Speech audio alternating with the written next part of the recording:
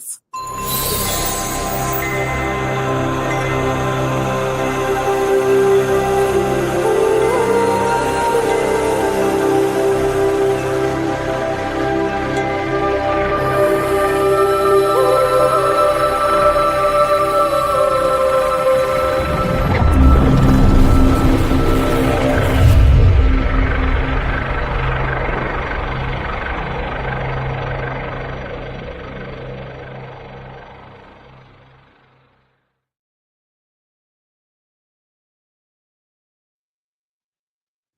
Woohoo! Welcome to Metaphysical Fat. Hi, I'm Kirsten. Hi, and I'm Sam.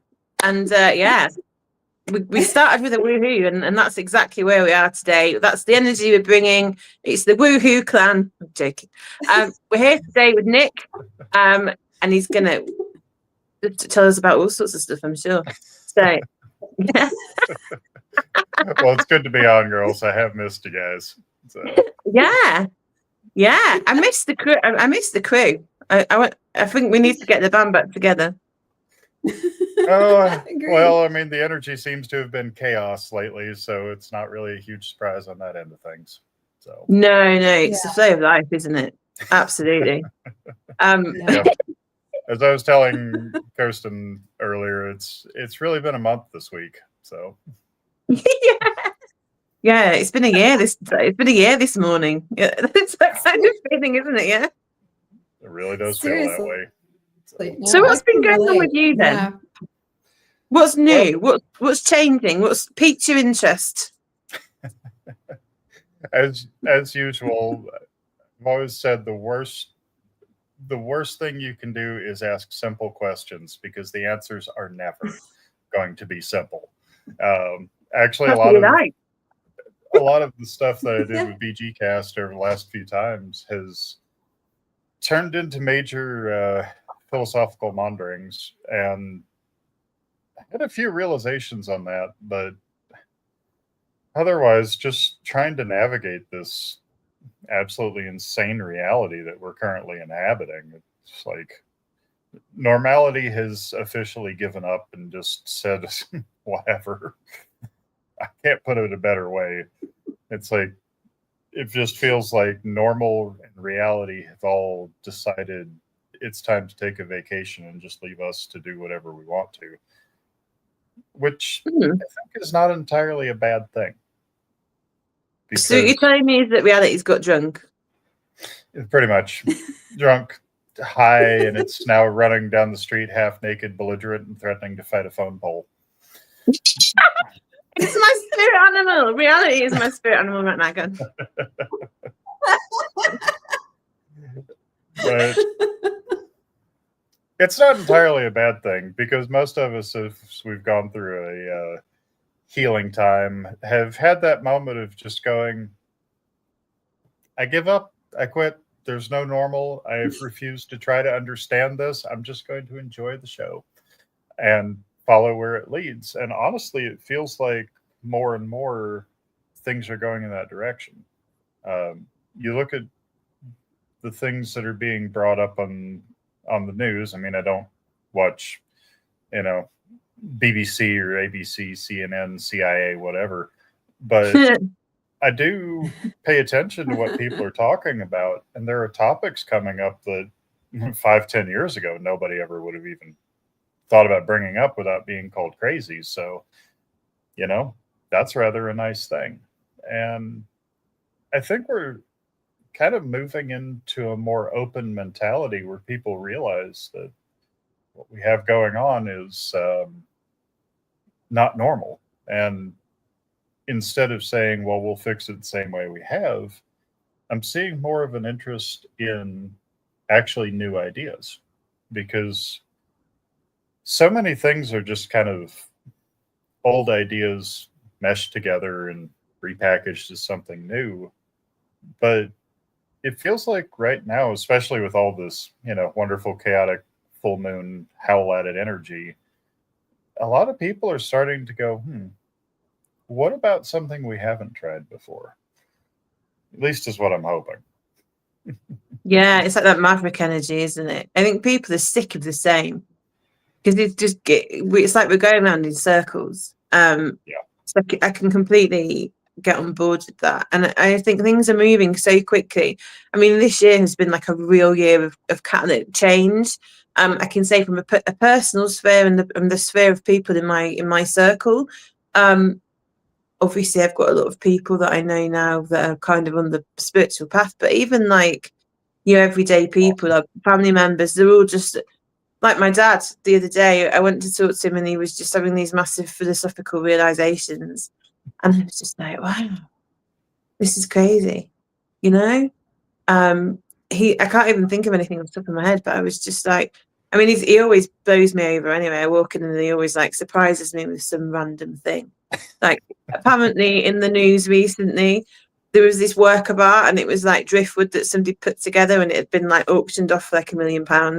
And he was telling me all about it. It was like, I was watching the news and I was incensed. £1 million for some driftwood. But look, aha. And he made his own. And he went, I've taken it to the pub and I'm going to auction it off. And we're going to do it for 50 grand because it's smaller. I was like, yeah, nice one. Mm-hmm. Exactly. So, it's the portable version. So I'm with you on that. I mean, what do you kind of think? I mean, to you, Nick, and then to you, Kirsten, what do you think's the thing that's driving this? Why do you think there's been so much change? I think it truly is a apocalypse in the sense of the word of revealing, because whether we like or agree with our self-proclaimed politicians or not, they have been forcing things out into the public that people have to think about. We're in an era where you just can't ignore things anymore. Everything is so over the top. You can't just turn around and go, "Oh, yeah, the government does that." I mean, you remember how it was back in 90s, early 2000s. You just kind of roll your eyes. Yeah, well, that's just what happens. And everything is so in your face and obvious now that you can't. And it's really kind of flipped a switch in people about the thought of, well, why do I think this? I've seen a lot of introspection. One of my favorite, and he's not a spiritual channel by any means, in fact, far from it, is Sargon of Akkad, Carl Benjamin. Yeah, one of your countrymen. Fascinating modern philosopher.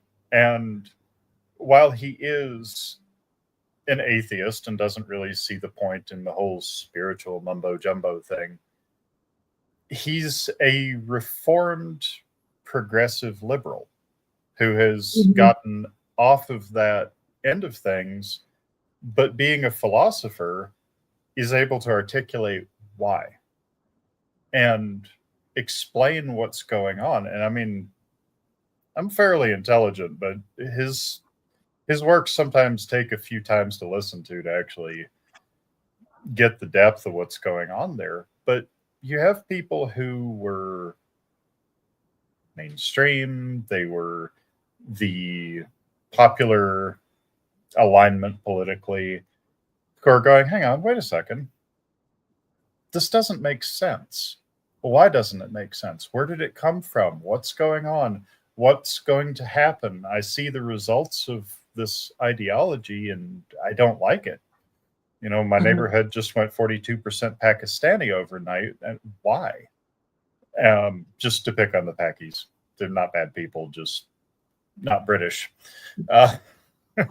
And it's been fascinating to watch because these things are happening more and more often. And I think really we're at a point where nothing's hidden.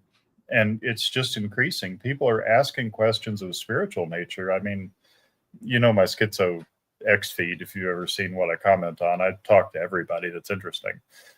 And I'm seeing serious questions from people I never thought would be asking them. Spiritual topics coming up. Hey, why do you believe in reincarnation?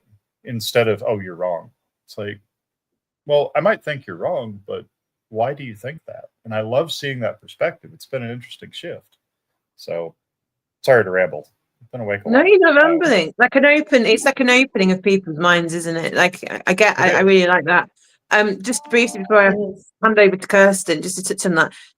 I know it's interesting because I used to be really, really, really liberal. I was brought up in a Labour household. We hated Margaret Thatcher. Sorry. Yeah. But the thing is, we've had this conversation with Kirsten before. People that are liberal tend to be the nice people. Not nice, but they tend to like the idea of socialism and things like that because they want fairness and equality. And what is actually happening is it's a hijacking of their good nature and using it and weaponizing it against them. And it's gone that far now that even people that are like, well, climate change, let's all pay extra money so the government can take it as they take a green air tax for us. They've created green air zones, which is fucking crazy because there's still cars there, and the wind blows. They're taxing the air. Yes. I legitimately thought that was just a bad meme. No, we'll figure out a way to tax did it under the guise. They brought in clean air zones. So if you want to drive into a certain city, you have to pay your tax to go in there. They've brought in a carbon tax. I don't think it's called a carbon tax. Basically, it's this green tax. We pay one of the highest rates of fuel duty because obviously there's a tax on it because we're heavily taxed in the UK. But all of our power comes from outside the UK. Essentially, we produce very little of our own electricity and stuff. So they've got them an uppity. Basically, they can charge whatever the fuck they want. So we're really being squeezed, but then the government puts lots and lots of tax on, and now we've got this Labour government after I think it's 3 terms of Tory government, which is this. It's like, conservative, basically. I think it's like it's conservative, but it's not really. It's cronyism. So they've pushed this thing called austerity because we had austerity measures. So we had the 2008 crash. Post Tony Blair in Labour, and he came in. He was really charismatic. He was a bit like Barack Obama, he was a bit of a snake oil salesman. He could charm the pants off anybody, and he sold us all this like amazing, minimum wage and all the rest of it. And all that's basically doing is create a ceiling for people not to progress. But that's a different subject. So all this kind of stuff. Go on. He was your Obama, where he was and charming, but put in everything and also front loaded the bureaucracy so you can't fix anything. So the NHS, he was like, look at me. So in one hand he was producing these miracles and he looks like he was feeding into this kind of like socialist agenda. So the good-hearted people were just like, oh, this is amazing that what he's doing. But then there was things like, I think it's HFP, I can't remember the name. Basically they wanted to bring in this thing from the European Union where they could backdoor privatise the NHS, and they've been slowly doing it. So we're still paying for the NHS because we pay national insurance and we tax and all the other stuff, but they're slowly taking services away from us. So basically what I'm getting at is it's a big culmination. They've weaponised socialism. Then we had 3 terms of Tory government, and this is where the idea that it is a 2-party system. It's not, but it is, because there's only realistically 2 parties that are ever going to get in. And they're just weaponizing it against us. So they're doing whatever the fuck they want. And then, so we've had three terms of this austerity government where we've had like Boris Johnson, who was blatantly lying. I think he was fucking pig. God knows, whatever he was doing. Well, that might have been David Cameron, actually. David Cameron put his penis in the pig's mouth, apparently, but, that's well, he's normal the first one, now. at least, to do it literally, I guess. Yeah, I guess. Openly anyway. So all this kind of weird and wonderful stuff has been going on, and then people finally got fed up of it, and we've gone back to Labour government, and it was a walk-in. How it all finished at the end of the last term, it was all lined up. It's just soap and it's just not soap and mirrors, but go on, thingy and mirrors. Smoke and mirrors, I believe, is what you were going for. Smoke and mirrors, yeah. I'm not high, honestly. You're a more northerly latitude than both of us, so technically. High in body, not in mind. Yeah, anyway, the point I'm getting at after this massive thing, and I don't want it to turn into the London house prices debacle, Kirsten, or no, I'm on about that. They've I keep squeezed an eye us. on Britain. Yeah, it's the litmus test. It really is. So they're kind of using as a vehicle now to see where they can take it. They were using Canada, but that kind of got squished down a bit, and now they've moved to Britain. So we're kind of the vehicle to see how far they can push us. They're bringing in like pretty much 15-minute cities. You can see all the policies that they're rolling out now. Even in like the supermarkets, there's these things that like monitor you. They've started putting barcode things where you go in the supermarket and they can change the prices of depending on what time you're going in and all sorts of stuff. It's all to do with control. And it's got that crazy, like you were saying, it's like creating this boiling pot for people to think, holy fuck, what is actually going on? What is actually going on? And it's going hand in hand. To move on, I'm going to let you have a chat in a minute, Kirsten. Sorry, I know I'm monopolizing, but that this Aramanic AI agenda marching us towards that control and transhumanism, which will probably lead into the next conversation. But yeah, handing back over to you, Kirsten. What are your thoughts on all of that? Well, I agree. And like you, Sam, I grew up in a very liberal household, Democrats. We love the Democrats. We hate Ronald Reagan. We hate all those people. We hate George Bush. Well, that's just good taste. Yeah, that's just good taste. But anyway, so I grew up, and I agree with you. A lot of liberals are very well-intentioned people, and even they are starting to go, wait a second here. And but I do feel like there's also obviously an energetic component to all of this, where I don't think the truth was ever really that hidden. I think that the perspective has changed, so it's much easier to see. And of course, it has gotten more over the top. But as we all know who do healing work, when you need to heal something, you'll get a little nudge and a bigger nudge and another nudge. And then the next thing you know, you're being asked to wear a fucking face muzzle and get vaccinated or not go out in public. And and then it's like, oh, maybe there's something wrong here. And even for many people who haven't really even recognized what happened there, they're starting to say, wait a second, this is not. But I do think that it's not just that things have gotten more absurd and ridiculous, because they obviously really have. But I also think that people are just starting to operate on a higher, and I don't mean, higher and lower in terms of hierarchy, but on a higher frequency. And when your perspective starts to change, everything looks really different. You can look at the same thing and say, oh, wait a second, that doesn't look like I thought it looked. And, and it's taking us back to the art of presence and actually sitting with what's actually here. And I think more and more people are becoming more present and going, wait a minute, because I've already seen, I'm very, I don't get out and socialize a lot with people. The only people I really see in real life that much are my yoga students and my family.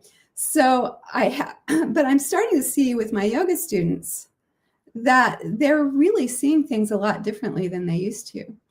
And almost none of them watch the news anymore. Whereas, like, say 5-6 years ago, they were all glued to the news, and they would come in and I'd hear their conversations. And of course, I wasn't watching the news at that time either, but I'd hear their conversations and I'd know what was going on because they were talking about it.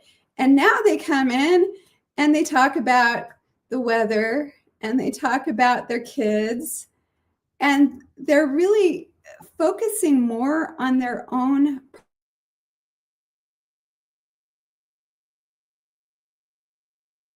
Focusing more on their own. Well, I've seen that as well. Like, to kind of elaborate while Kirsten kind of gets back. People do have that. People do have more of that awareness, and I think it's I think it's kind of a natural response because, like, if you go up to somebody's and poke them with a pencil, do it a few times, and normally they're like, "Would you stop?" You keep doing it, and they'll get a little more angry and be like, "Stop!" You keep doing it, and the question comes up, "Hey, why are you doing that?" And I see that more with people now. Like you're saying, people are actually looking at things because it's not just bad enough that, oh well, hey, there was a shooting in Chicago, and oh look, there were 30 shootings in Chicago this weekend, and it's like, well, there were 40. Why is that happening? You're starting to see people go, I need to know more about this, instead of just watch the television and go, oh, that's why. It's been neat to see. I'll even see it at work. I mean, I'm not blessed enough to work at a yoga studio, but it is like you probably have more interesting people than I do at my steel shop, but it is Probably, cool. yeah. I'll bet you've seen a lot of change over, especially the last couple of years. Yeah, I really have. Well, it's interesting because everybody talks about the split. And I saw the split in 2020 because the last yoga class I taught before they shut everybody down was really interesting because everyone was talking about, there's a pandemic coming and it's going to be horrible. And it was really funny because literally after the class, there was a split between the people in the class. And I was over here with these people and we were laughing and we were doing all this stuff and laughing. And on the other side of the room, all these people were going, everything's going to hell. We're all going to die, and they were mad at us because we were laughing. I mean, I actually had a woman come up to me and say, what are you going to do about this? And I said, well, I guess I'm going to wash my hands more. I already wash my hands a lot. I don't know. And she was like, I don't think you're taking this seriously enough. I'll tell you what, every single person on that side of the room, I have not seen any of them since that day. They are gone from my reality. The people who came back were all the people on the other side of the room. And it was a literal split. And I have not seen those people. I know they're still around. Every once in a while I hear about one of them, but I have not seen any of them. Yep. And they just kind of gave up. They're just like, I'm not coming back. It's too scary to go to a yoga class now. Oh, good Lord. So, no, I worked on the road during that era. Like I traveled all over the US doing road work. We were going to various pharma facilities and chemical places.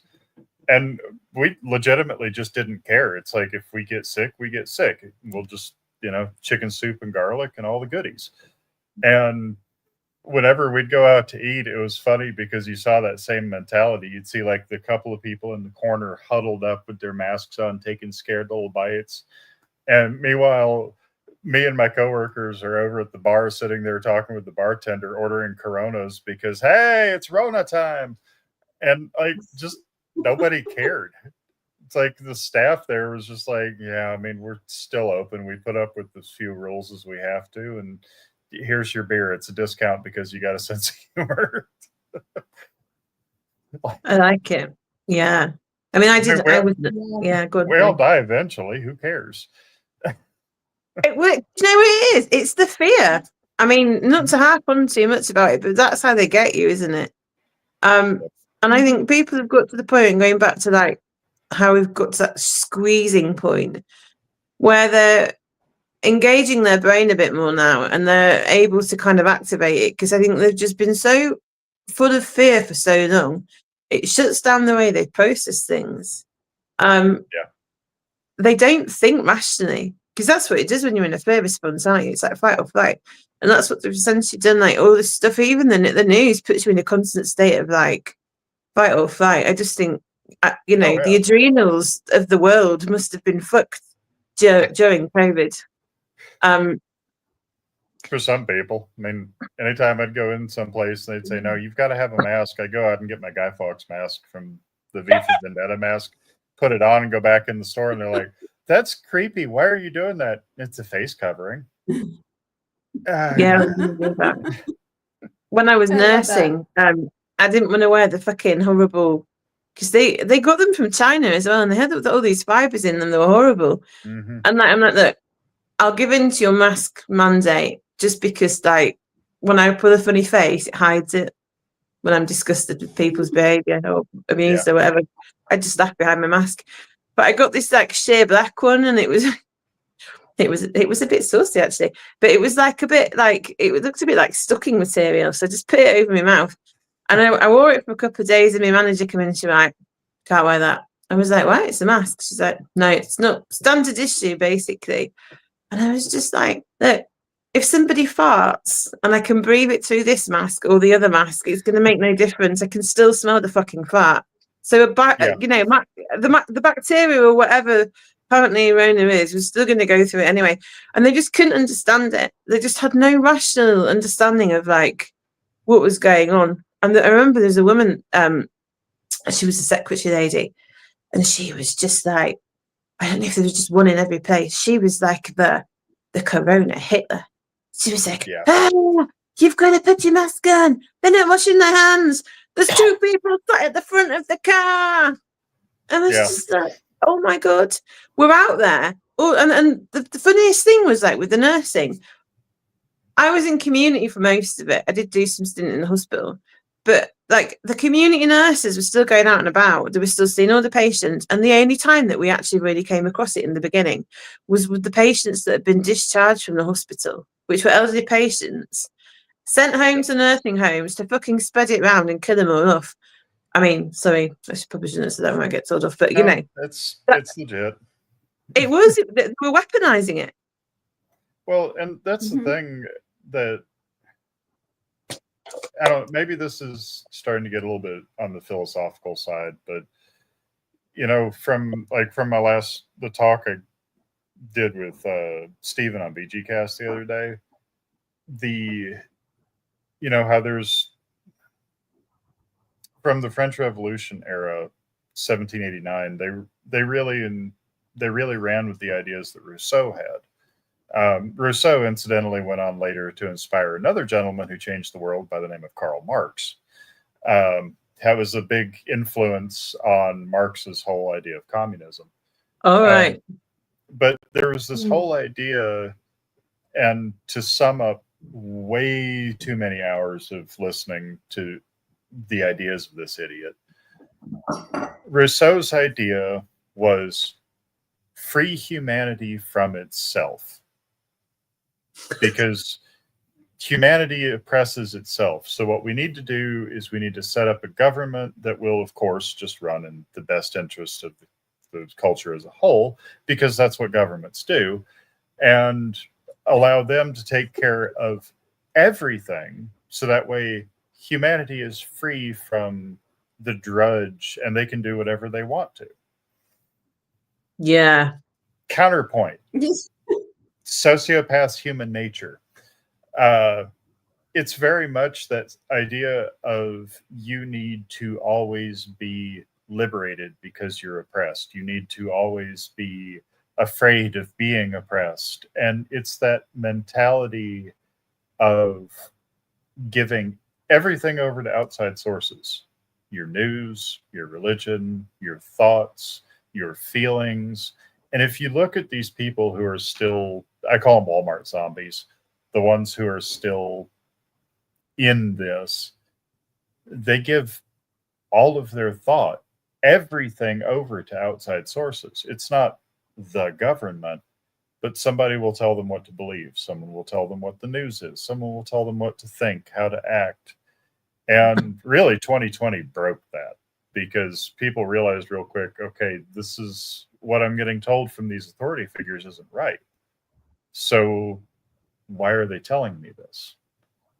And, that's where I came to realize how, like I explained in the show, how there's that balance. There should be a balance between stability and will.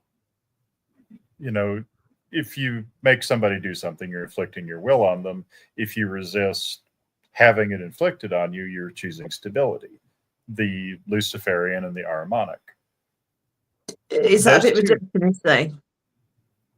Those two should be balanced, and the balance mechanism is, you can call it Christ consciousness, morality, right from wrong. It's the pillar that those scales balance on.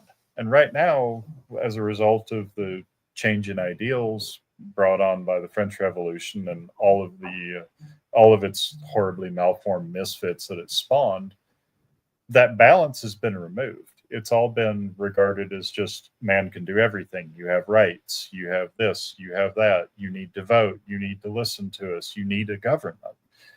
But that balance pillar of what's right and wrong, what's Christ-like, what is good, has been removed. So you just have a bar with the two scales that's laying on the table, and somebody's picking up this side and saying, that's good. And then when they get tired, they pick up the other side. So you have the pendulum. Yeah, because it's bringing from one state to another.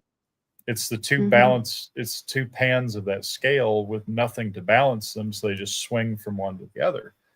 And I think that's the thing that's been lost, is that consciousness that, yes, you need to have rights and stability, you need to have change and will, but it needs to be balanced against what's right and what's wrong. And I mean, we all know what's right and wrong. Somebody just rolls up out of nowhere and punches you, you know that's wrong. Somebody tries to say, hey, you need to give me 55% of the money you make because I want to do things with it and don't have any accountability. It's like, excuse me, that's called robbery. or taxes. Pick one. Same thing. Yeah, exactly. Yeah. Well, I agree. I was going to say that's kind of like the Hermetic principle of polarity, where you say, okay, we've got, say, warm here or hot here and cold here. What's the truth of temperature? Well, the truth of temperature is neither hot nor cold. That's a grain of it. There's partly truth there, but the full truth is in the center, in the middle pillar. Another one, I also want to just throw in sovereignty here, because when you give your sovereignty, when you need a middleman between you and God, or you and, say, you need money between you and your resources, or you need a doctor to tell you what's going on with your body because you can't figure it out, you're giving away your sovereignty. And there are times when you do need help and when you do need to ask someone who knows more than you do about things. But at the same time, the decision is yours. And people just, so many people just kind of give that away, and they don't even consider. And as you were saying, I think people are starting to consider a lot more. You know, when someone tells them, do this, and like you said, I think 2020 really did help a lot of people to go, wait a second. Should I be listening to these people all the time? Do they actually know what's best? And, you know, so many people have so many hidden agendas, and it's like, but the hidden agendas are becoming more obvious, I think, as we progress. Yeah. So I just quickly, 1 second, just going back into the idea of polarity, and the hot and the cold and the warm, and that being the middle point is the truth. So just to play devil's advocate, because this is kind of how I do. The totality of all of it is the truth, because I am going on a bit of a tangent. Basically, good at a tangent. I do. Yeah. Okay. So good is everything. If you look at it in that perspective, so good is the hot, good is the cold, good is the fulcrum point in the middle. But the fulcrum point in the middle is the 0 point of creation, and that's the difference, you know. But to say the truth is just one or the other or the middle is actually a lie. That's just one interpretation of the truth, because the truth is the perspective that you come at something from, because the truth is subjective to where you're coming from, what level of consciousness you're in, what realm you're in, you know, it will change. So the totality of everything is truth, but by human nature, we can't perceive that. So when you're developing and you're trying to become more spiritually aligned, what you will do is you will try and hold as many truths as possible and see them at the point where they are true, in contrast with another truth, and know that each point is true in its point where you find it, basically. Does that make sense? Yeah. It's much like Yes. if you don't know the shower, you turn it on and go, okay, that's too cold. Move the lever. That's too hot. Okay, middle. Or in my case, all the way to the hot, but you know, your mind can vary. I think everybody does need to go through. I love hot showers, always have. I don't know what it is, but you know, I'm with I think you. everybody I love it.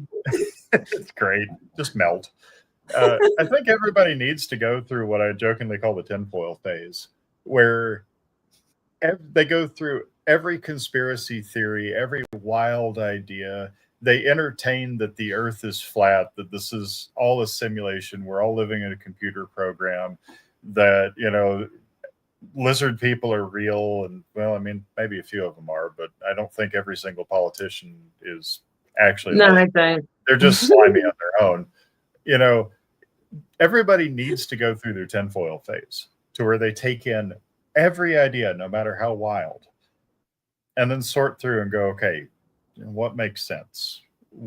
You know, what does it matter? What does it mean? Does this help me? These ideas, okay, look at the people that hold them. There's something wrong with that idea, or else the entire community around it would not be batshit crazy.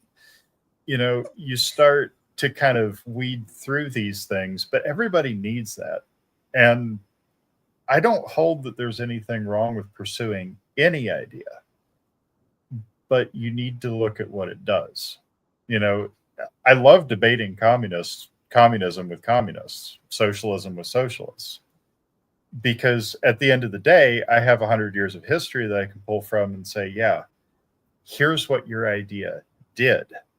Here's how many hundreds of millions of people your idea of communism killed. Here's the situation in socialist countries that have done it for a long time, because you can take the idea and see the result after it's implemented. Same thing with religions. I can tell you any story I want to, but you'll know if it's true or not by the results of it. You know, and right now we have every result you can imagine. And I want to see people explore, because it's good. It means you're thinking about things. But It's a consideration, isn't it? Yeah. Mm-hmm. Yeah. They say consider. Well, I they agree. consider it. Yeah. Go. I've always thought that one of the best things that conspiracy theories do is just get people to think outside the box. Just get people to step back and go, wait a minute.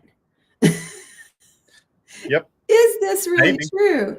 And if this is really true and this is really true, what and because that's really what it did for me. It really helped me to wake up, because I went through that phase and I went down every freaking rabbit hole I could find. And some of them had a lot of truth in them.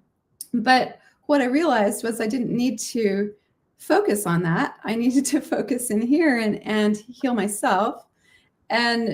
But ultimately, it really did help to open my mind to a lot of things, because once you start thinking that way and entertaining every idea that you come across and saying, what's in here, it really does help you to progress and to find more truth.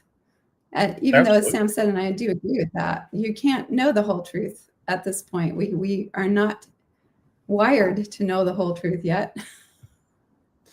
No, and I don't think for human experience we're necessarily supposed to. I think there's always supposed to be some mysteries. But you can also, like, I love research. I love storytelling. I describe my job as a story trader, you know, because I've got the collected knowledge of humanity on my phone. I don't need information. I don't need facts. The important part is the story that you put together and see if those facts actually hold up. The important parts are the stories. And I'll tell mine differently. I don't have time to read all of Kant and Hegel and Rousseau and read all of the original initial sources, because by the time I'm ready to explain my thoughts, I'd be 83 years old. But I do have time to research those, to listen to secondary sources explain them, to listen to multiple, get a picture, build ideas off of that, and go, okay, this story hasn't been told before. I've got this information, this information, this information. I'm going to tell a different story that works with all of those together. Can people pick me apart on details? Absolutely. And I want them to, because then they're thinking about it and they might come up with something new. Because, like I said, the stories of, okay, you've got archaeology over here, gaps in history, unexplainable architecture. Does this work together to create a picture that we're living after the reign of Christ? I believe so, yes. If you can prove me wrong, prove me wrong. But you'll think about it as you're proving me wrong, and you might have a better story. And ultimately, I think over time, we're going to move away from this. Like I said, the balance point between good and evil was removed with the ritual in the 1780s. People think binary now. They think good or evil. They think this happened or this didn't. They think this is true, this is false. As we know, there are vast degrees of differences between those two extremes. I can't say anything in this world is 100% true or 100% false. I can say this works most of the time, but I'm never going to tell you I'm truthful or a liar in absolute terms. Truth be told, I don't think you can describe really anything outside of a few edge cases as being always wrong. You know, pedophilia is going to rank on there 100%. That's always wrong. But short of that, everything has its grays. And we need to be open to thinking about things outside of this, Tory or Labor, Republicans, Democrats. Everything presented to us is just a binary of two thoughts. You pick one. It's the illusion of choice. If there shouldn't be, I think the idea of fundamentally flawed, that there are only two things. Because if you want to come and ask for, let's say you ask my opinion on, okay, this guy sold me this piece of metal. Did he polish it properly? I can tell you with a honest opinion about that. If you ask me, hey, were these stitches done right? I'd be like, no. But Sam can answer that question for you. She has medical training. I think we need to move away from this idea that there is a government and a system that handles everything. I think there should be a case to be made from putting together, like if we were deciding a court case. Okay, this is something related to childbirth. Let's put together a panel of 3 mothers to be the judge, and then a jury of 12 people drawn at random to give the community perspective. Instead of, we are going to judge this, it's yes or no, moving on. You need that perspective, because I was the one who delivered my 4 kids, 3 of them solo. But I'm not an expert on childbirth. I've never made a baby. I've helped them into this world, but I'm not a mother and I'm not qualified to talk about it. So would I be the right person to judge in a case like that? Probably not. Does it have to be judged though? This is the thing. Yeah, I mean, and I'm just pulling an example. Like, if this is Yeah. a situation regarding something that you're an expert on, you should be the one judging it, not necessarily me. I get that. But you've seen what happens when a judge is given 52 different cases and they don't know anything about some of these circumstances. Why should the guy in the black robe be judging something he knows nothing about? Isn't that why they have a panel of experts though? Because this is the thing. I know what you're saying. It's like a concentrated point of power that makes the absolute decision that shouldn't be allowed. And you're talking kind of about building up a profile of people that are experts in the field that they're talking about. I mean, if you apply it, the thing is, you have to have a decision maker, don't you? Because if not, you'd just stagnate. Yeah, but you could need somebody to resolve disputes. But yeah, who's qualified to resolve a dispute? Is it always going to be that person?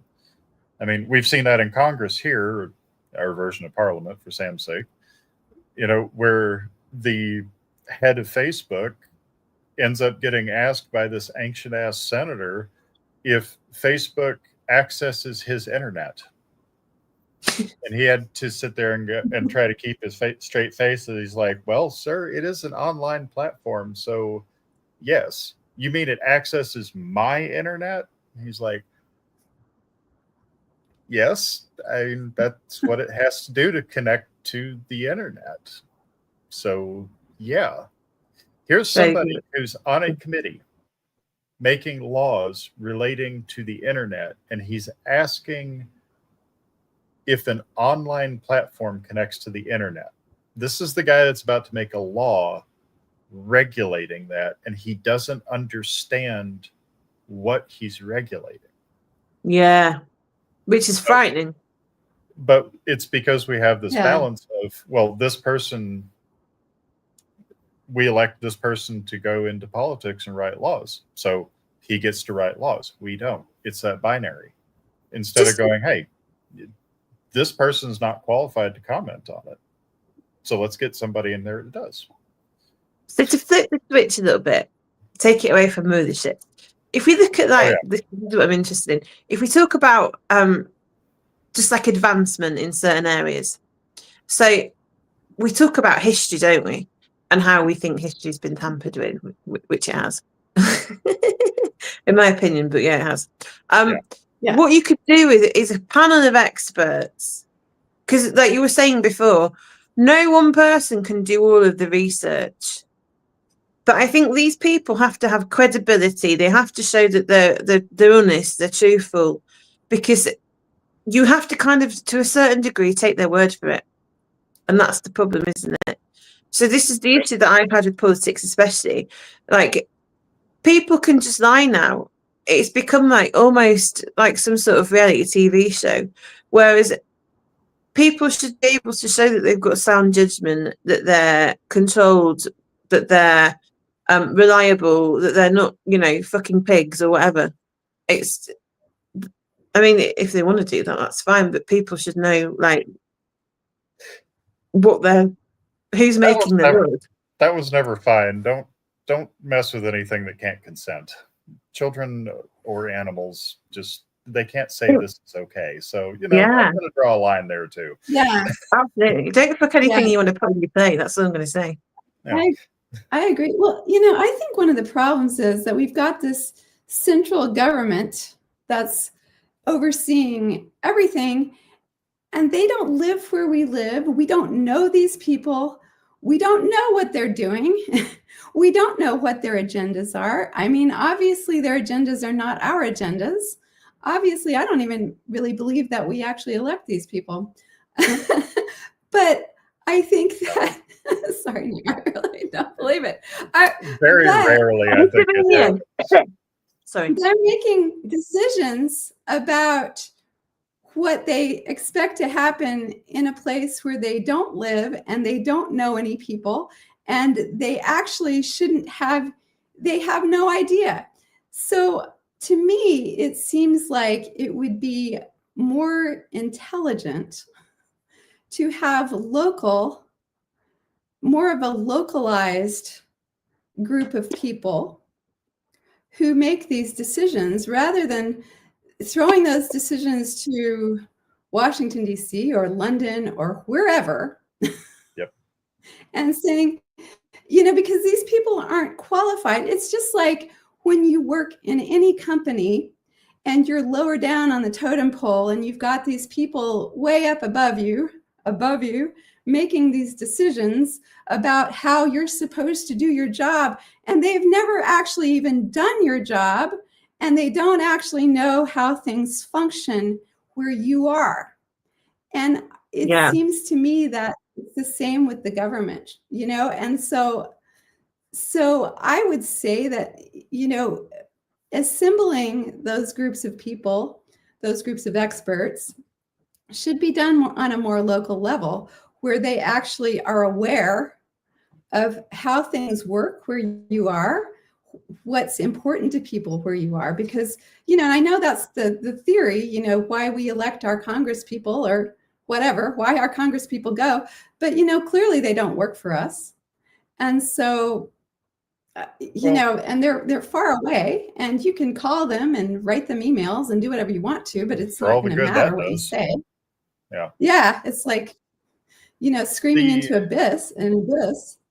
The thing is, it does come back to those ideas from Rousseau in the 1750s, which feels really weird to say, but the idea is that everybody gives their responsibilities away in trade for having their responsibilities taken away.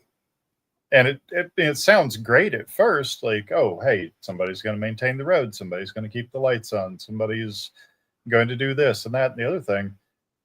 But ultimately, you giving up your responsibility as a citizen is giving up your responsibility and the accountability to somebody who doesn't have to be responsible or accountable.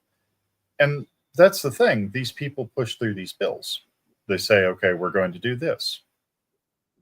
Are they responsible for it? No. It only matters for the elections. And if you can rig those, who cares? Are they accountable for it? No. Are they financially liable for it? Now, there's an interesting point. If this person says, okay, we're going to pave this road, and the contractors are going to pave it, and they're going to use this and do this, and they don't, and then suddenly that person is financially responsible for the fraud until it's fixed, now that would be a different story. Because if the person themselves who pushed it through was responsible for it financially, now we're talking about actual responsibility. But I think we really need to have a local responsibility and a regional responsibility. I think, honestly, and I don't know if you ever heard the term romantic nationalism. I hadn't until a few months ago, actually, which is interesting because it was after France decided to export social nationalism, courtesy of a guy named Napoleon Bonaparte, who decided to hand deliver it to most of Germany. The Germans decided quite quickly that we don't like this idea.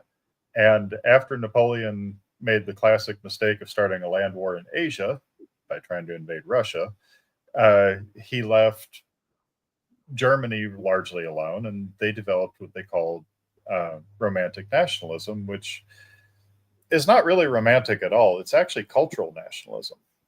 The idea is that your government is run with rules that are set by the culture that's native to it. That's one of the reasons that if you look at a map from late 1800s, Germany is an absolute patchwork quilt of these little microstates that all agree that they are culturally German. So if one of them's attacked, they just poke the hornet hive of all these little city states.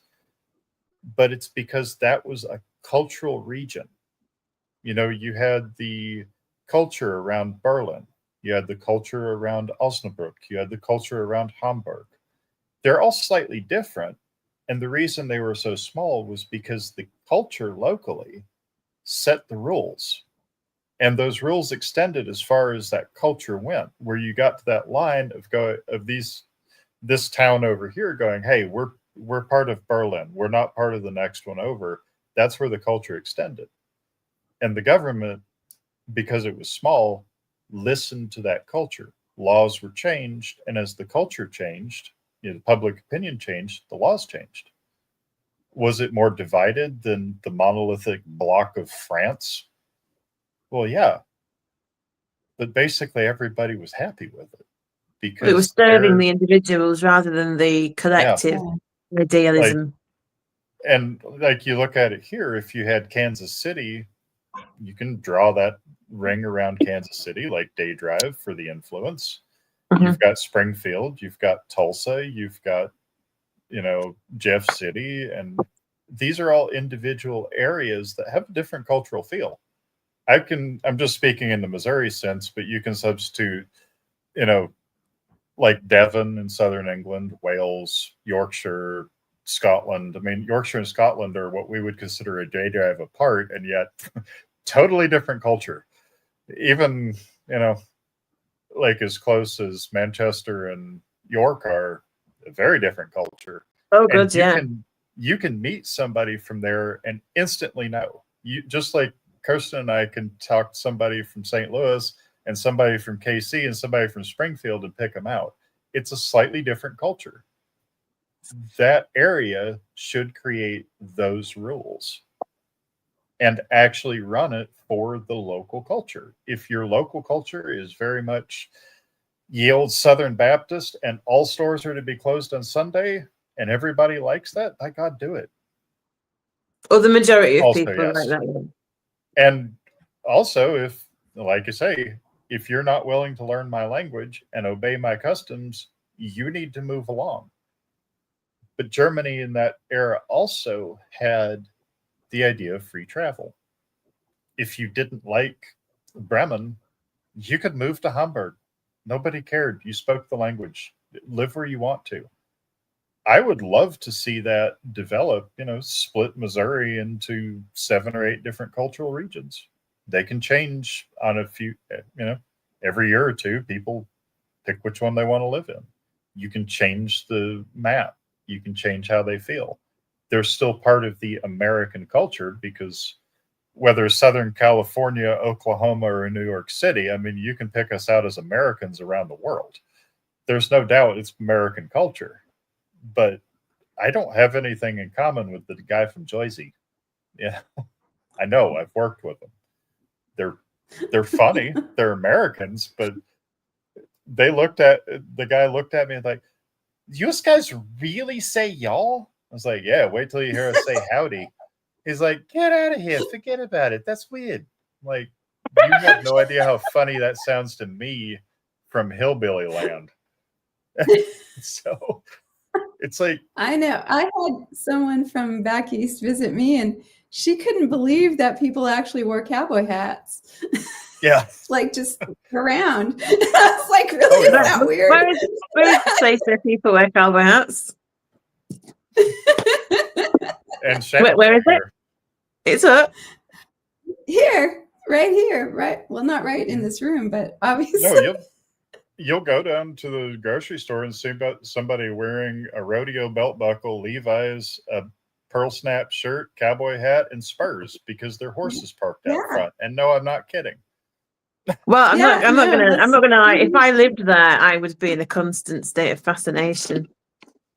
Well, that's what I'm saying. You got to come visit, Sam, because we've got cowboy hats galore. And also, it's not odd to see somebody in a cowboy hat with their gun strapped to their side either, walking into the grocery store. It's just, I mean, it's a normal the thing is, how politically correct if as an Englishman and I went, I was like, howdy, I can see you've got a hat and a gun. Can I fire it?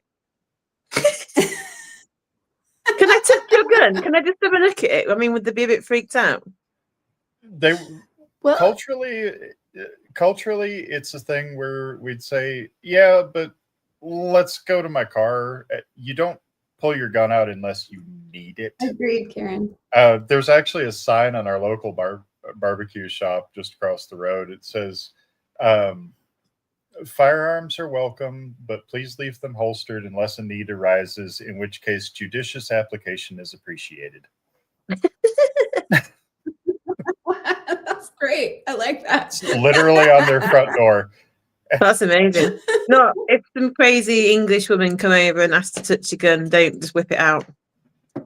Yeah, be like, well, I mean, I don't know you from Adam, but if you're interested, we could go out to one of the public ranges, like the state conservation over in Bodark. They have a public range, $5 as long as you take it to the range cased, obey the range rules. Anybody can go out and shoot. So most people would be like, yeah, you want to go shoot? Let's go shoot. It's an very American cultural thing. Karen. He will whip it out. Yeah, he will. He will whip it out. She says, oh, yeah. Count on Karen. I love you, Karen. There's a joke. No, just because I've got a thing for cowboys. I have, yeah. Good. She does, and that's why she's got to come here. No, but you could just come over to my house. Her out to Wyoming. Go visit where I live. Wyoming. We just shoot in the yard. You know, you could just come and do it in the yard. We don't even need a shooting range. I've got, you know. I don't have enough property for that, sadly. I'm a town. Y'all come out. We're going to have a bonfire. We're going to shoot some cans and kick some raccoons.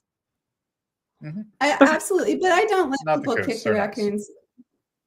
Nice. Do not kick raccoons. That's not a thing. They're raccoons. I don't annoy them.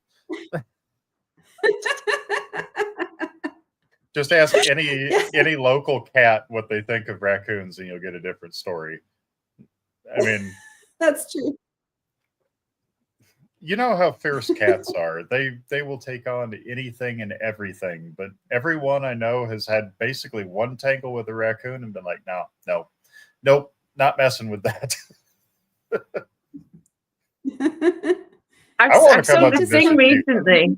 It was a video of a raccoon that broke into a liquor store, smashed some bottles of liquor, lapped it up of the thing, got drunk or pissed, we call in the UK, got pissed, destroyed the store, stumbled into a bathroom and fell asleep under a sink. And I was like, that is my spirit animal.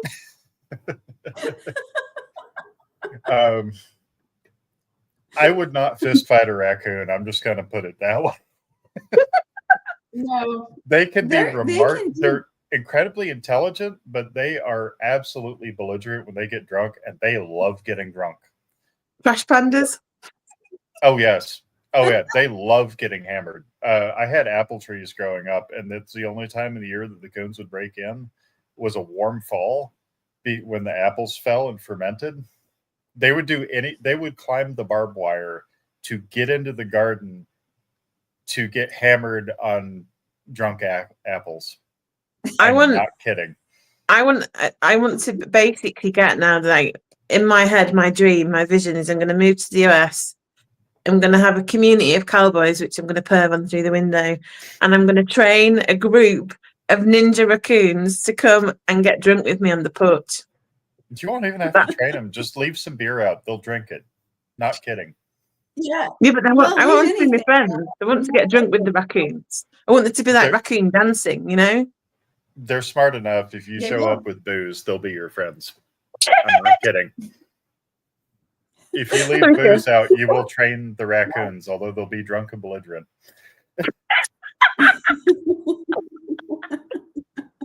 Yeah. That's great.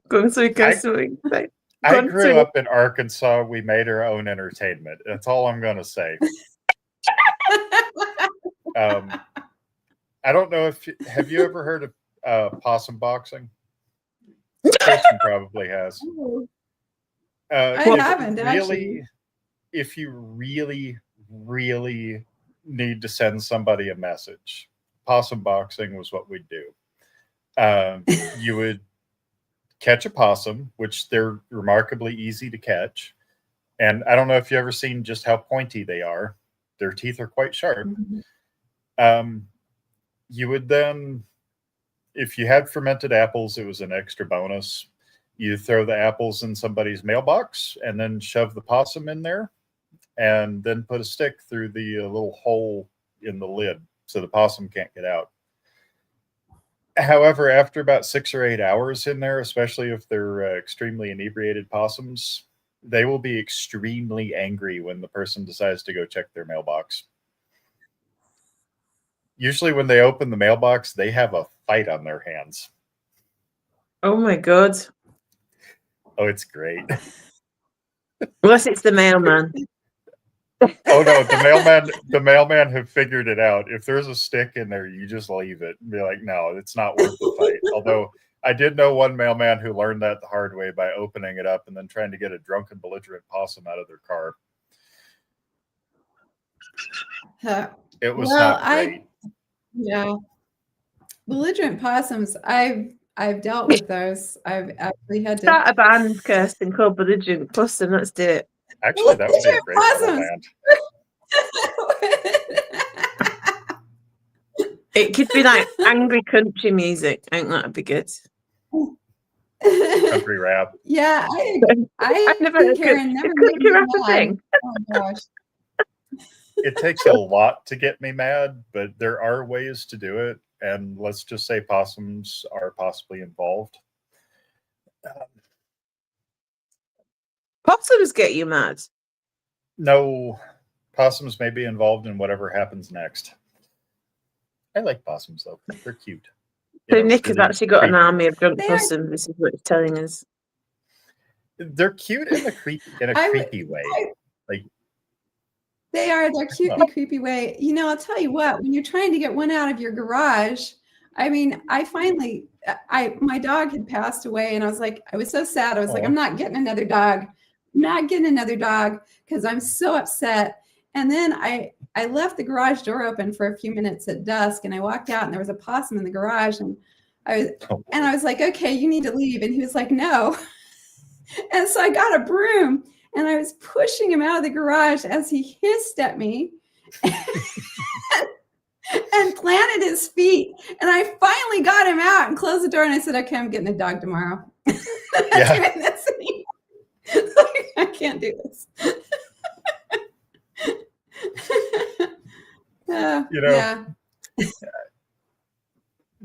It's an interesting place, Sam. You really do need to come visit because just seeing the different ways that country deals with things is you start to appreciate the differences in culture and mentality. Like if you live where Kirsten does, police response time is measured in hours.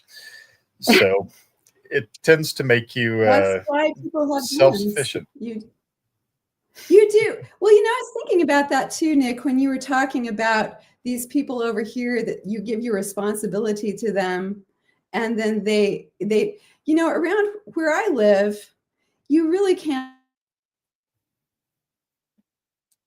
You can't give your responsibility away when you live out in the middle of nowhere because nobody's coming for you. You're responsible. Nobody's coming. And exactly. So if we have a tree across the road, you know, it's a county road, but who clears that tree? The neighbors clear that tree. Yeah. You know, we're not, you know, because if we wait around for somebody to come out here and fix it, we're going to be waiting. I don't know, even if we're waiting for the county to come out with their trucks, who knows? They'll get around to it, you know, no problem. I mean, one time the county cleared the road of snow and they piled all the snow at the end of my driveway. And when I drove out, I couldn't get out because there's this huge pile of snow. Who am I going to call? I called my neighbors and they came and got me out, you know, because if I'd called the county, they'd. Yeah, the county would have just said, well, look, we got to get the roads clear. We'll get it eventually. And 3 or 4 days later, they may actually have, you know, that's a community thing though, isn't it? Like you were saying, like going back, tying back into this idea that local not even just like government, but local community hubs, especially if you're in the country. I like the idea of being in the country though. I like the idea of like a close-knit community where people have got each other's backs. I know some people kind of don't like that because like people know your business. It's like, well, yeah, but they also know when something goes wrong. Like if somebody dies in the country, they're not going to have to cook for 2 or 3 weeks. Everybody and their cousin's going to be bringing them up meals, taking care of whatever they need to. Look, you use a wood stove, you're low on firewood, we'll bring you firewood. There's upsides and downsides to both of them. One of my favorite stories, and if you can indulge me a little bit of personal story trading, I grew up in the middle of North Arkansas and absolutely nowhere. If you're familiar with the U.S. interstate system, we had to drive 2 hours to actually get to a numbered interstate. And I'm not saying miles or kilometers. It was hours because miles are meaningless up there. It can be 10 miles here and like 15 by the time you go figure out the vertical. It's one of the few places in the U.S. where you can't get there from here actually applies. And it was the winter of 2008 into 2009. Kirsten probably remembers the 07-08 ice storm in Missouri. Oh well, the next year, Arkansas got that. They said, depending on where you were, we got 3 to 5 inches of ice, which in perspective, the phone lines were as big around as my arm. So there wasn't anything really left standing. Clay County Electric, a few counties over, actually lost 98% of their phone poles, their power poles. It was bad. And the real insult to injury was it didn't get above freezing for 2 weeks. So everywhere that got ice, it just stayed. Like I said, I lived about a mile down to the end of a dirt road, and then there were about another 2 miles with another 6 houses back there. So once the rain stopped the next morning, as I'm going out there with a cup of coffee and it sounds like artillery going off from the trees breaking, I was like, well, okay, that's cool. So I grabbed my junk boots, threw some screws into the bottom of them so I'd have at least a little bit of traction, and walked down to the bridge with a sledgehammer and started breaking the ice, the 4 inches of ice off the top of the metal bridge, because I knew everybody would end up needing to get out eventually. Like, I didn't know what was going on. I didn't know how bad the others were, but I knew that bridge needed cleared. So I spent the day with a sledgehammer chipping ice off of the bridge, getting it clean, getting gravel on it, getting it ready. Sure enough, eventually by the evening, here comes Jerry with his tractor or his backhoe. Hey, you got that one cleared? Like, yep. He's like, good. I used the backhoe on the other ones. I'm like, man, I could have waited. we got the over the next few days, we were out there with the chainsaws and backhoe just clearing the road, mostly because we knew the county had other more important things to do. They had highways to get cleared. They had major roads to get cleared. So that's what the entire county was doing, was everybody was out clearing their piece. Finally, about 4 days later, I get to town. It was that much of an entertainment. Get into town, first power's out, everybody's power's out. There's a sign hanging on the front window of the hardware and auto parts store. We're open. Cool. They had candles and lanterns. They had a little backup generator, just enough to kind of get the basement lights on for everybody to fix their chainsaws and backhoe tires.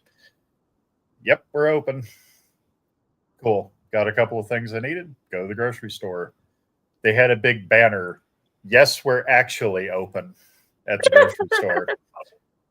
Also lights. The little paper sign on the door said 75% off frozen and dairy. So they didn't have power to run the freezers or the milk cooler, but everything else they could sell, they did. They had just a spiral binder and a pen and just wrote down UPC's quantity. They're like, yeah, we'll figure it all up when we're done, but everybody needs food. Exactly. And that's They stayed what open. you need. Yeah. You know, as soon as they could get trucks in, they got trucks in. Anybody who, like the old timers, if they couldn't get out, the guys would bring stuff by. It was, everybody just kept everything running. The tow company was just told the ambulance service, we'll tow you out for free. Just if anything goes wrong, anybody gets stuck, let us know. We'll come get the ambulance out. The place kept running perfectly normally. FEMA, because everybody pitched in. Yeah. The disaster management agency never even bothered showing up. Like literally. It was 2 months later when they finally came by. Oh, well, looks like you guys did pretty well. Well, yeah, we had to. And it was just business as usual. Just that's what absolutely blows my mind, though, that they just leave you. And like, you know, when there was actually, we're glad for that. We saw what they did in Hurricane Katrina. Yeah, we don't want them. We don't want them. There were signs up that said, here, FEMA, keep moving. I'm not kidding. Wasn't there something recently? What was it? Like, was it Florida or somewhere? Where was that big storm like a couple of years ago or last year or whatever? Oh, and in North Carolina. Yeah, was it North Carolina? And they were literally like not letting people pass to take deliveries and stuff to people. They were just being like absolute CUNTs. Yeah. They had locals literally build a bridge to get across a washed out area. They came in there on their own time with their own money, their own equipment, and built a damn bridge. And FEMA tried to shut it down for it might not be safe. And they're like, if you try to close this, we will kill you. Because this is saving lives.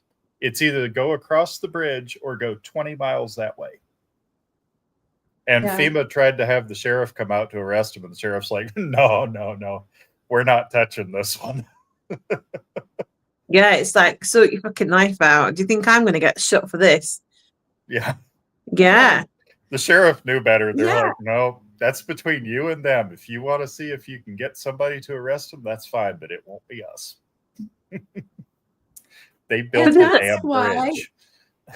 Keeping it more local is, you know, it's better. And I had a really bad experience during those big ice storms. I mean, I was trapped out here for 3 days with no heat, and I literally nearly froze to death. And I couldn't get out, and I had no power. And so, but again, people helped me. People around here helped me. The sheriff came out and he said, okay, I'm going to take you out of here. And I said, okay, I'll get my dog. And he said, no, you can't take your dog. And I said, I'm not leaving my dog here. Yeah. He would have died. I said, I'm not leaving my dog. And he said, then I'm not going to take you. And I said, okay, bye. See ya. So then, you know, some of my family members came in, they cleared the driveway and said, okay, you can get out, you know, brought out the chainsaws, cleared the driveway. And, you know, so it was always, and the same thing happened. We had a really bad storm here in 2019, and there were like 20 trees across my driveway and the next day, the local football team came out with chainsaws. Nice. The local high school football team with the coach, they came out with chainsaws. They cleared the whole road. They cleared everybody's driveway. It took them all day, and they did it. And they didn't want, and you know, it was just like, we're just doing this because we can. Yep. And that's the kind of thing, and that's what people do when they're in a community and they know they're locally responsible for what goes on. Yeah, so, responsible. Yeah. That's the thing. And it goes back to what you were saying, Nick, about government. People want to put their responsibility in the government, and then they realize, oh, shit, actually, they're not coming to save us. But the problem is, we don't, you know, for the people that aren't in these communities that have been that have grown up and are used to working together like that, they don't know what to do, so they just flounder and like fucking die or whatever. Do you know what I mean? Whereas if everybody was kind of brought back into working this way, you know, you had somebody that could stitch, somebody that could do whatever. There's a big couple of strong, strapping guys that could clear your drive or chop your wood or whatever, and this is how it all works. But it's like we've been pushed apart on purpose, you know. Like they want people to be isolated and not connected because then you're weak. Well, that's the right. fundamental philosophy, like I said, behind everything that stemmed from Rousseau and the French Revolution is the idea of give up. You won't have to take accountability and you won't have to do things for yourself. And fundamentally, I think we need to reverse that and say you always need to be accountable and you need to do everything for yourself that you can. We are social animals. I mean, our growth is through society. You know, we're, as humanity, we're not survivors. It's not like I am a badger or something that can just survive out in the middle of nowhere without any problems. We need society. We need culture. Those are two different things. And we need interaction. But be accountable for all your actions. Be responsible for your own life. And then when your life's taken care of, be accountable and responsible for your community. Yeah. You know, the people, the culture that you live in. If somebody, let's say, invades North Dakota, the Canadians are coming and they need volunteers to go defend Pierre of North Dakota from the evil snow Mexicans. Well, I would go to help them. That's my countrymen. And that's the mentality that people take when things go badly. Like you said, the football team shows up and calls it training and hauls wood off your driveway. You know, I go and clear the bridge. That's what we do naturally. And then contrast that against what happens in a state where you're in a incident where the government comes in and goes, okay, we're taking care of everything. I'm sorry, that's just a punchline to a bad joke. It goes horribly wrong. You know, where like Reagan's immortal words of the 9 scariest words in the English language are, I'm from the government and I'm here to help. Like, we need that culture of responsibility and accountability. If you go to help your neighbor with, taking care of branches and just start cutting down all the trees in his backyard, you're responsible for that. You're accountable for that. Yeah. And we do need arbitrators, people who, and I'm sure everybody knows in their community, there's those people that you just respect. It's like, you can look at them and go, no, we all respect this guy's opinion. Yeah. That's the people that need to be not running things, but hey, we've got this plan. What do you think of it? Reality check me. My neighbor built it on my property line. No, I didn't. Okay, let me take a look at this. That's the extent the government needs to be existing, is to resolve disputes and handle things that are bigger than that are community scale. Other than that, they don't need to be in the office, but maybe once or twice a week. Let's face it. Yeah. Definitely not Parliament meeting 24/7 arguing constantly. Yeah, Kirsten, if you haven't seen any of their C-SPAN, the British Parliament is incredibly entertaining. Way better. They're way better than the American Congress, where people are debating all stiffly. No, it looks like a barroom brawl in Britain. It's great. They're like, here, and like, order, we want to have order. In the chamber. They heckle each other. They're like braying fucking donkeys sometimes. and then and it's like, Prime Minister, da da da da da, and it's all green because they've got green benches. But I would love to see the spirit of America come into public town hall stuff and just be like, okay, what do y'all think? Let me hear some opinions. Give me a yay for good, nay for bad. Dude covers his ears. You know, like it. I think fundamentally that system would work, especially moving forward, just as a new idea for us to go. Okay, we're having a town hall meeting. We need a new bridge. How do we want to build it? Here's some ideas. We're going to put this up on the ballot. Whoever wants to pay for this, fund it. Whoever wants to pay for that, fund it. Do we need this? This is the money we need for each idea. Here's everybody's free to make their opinion, but vote with your wallets. If you think it's a good idea, put the money up for it. It's the same thing on a more organized scale that we have when disaster happens. The guy with the backhoe goes and does backhoe things. Yeah. So why don't we do that when there's not a disaster? You know, that's the future that I see, and it's a possibility nobody's considered. People have this binary, oh, we need capitalism or communism. We need or socialism, which is just communism.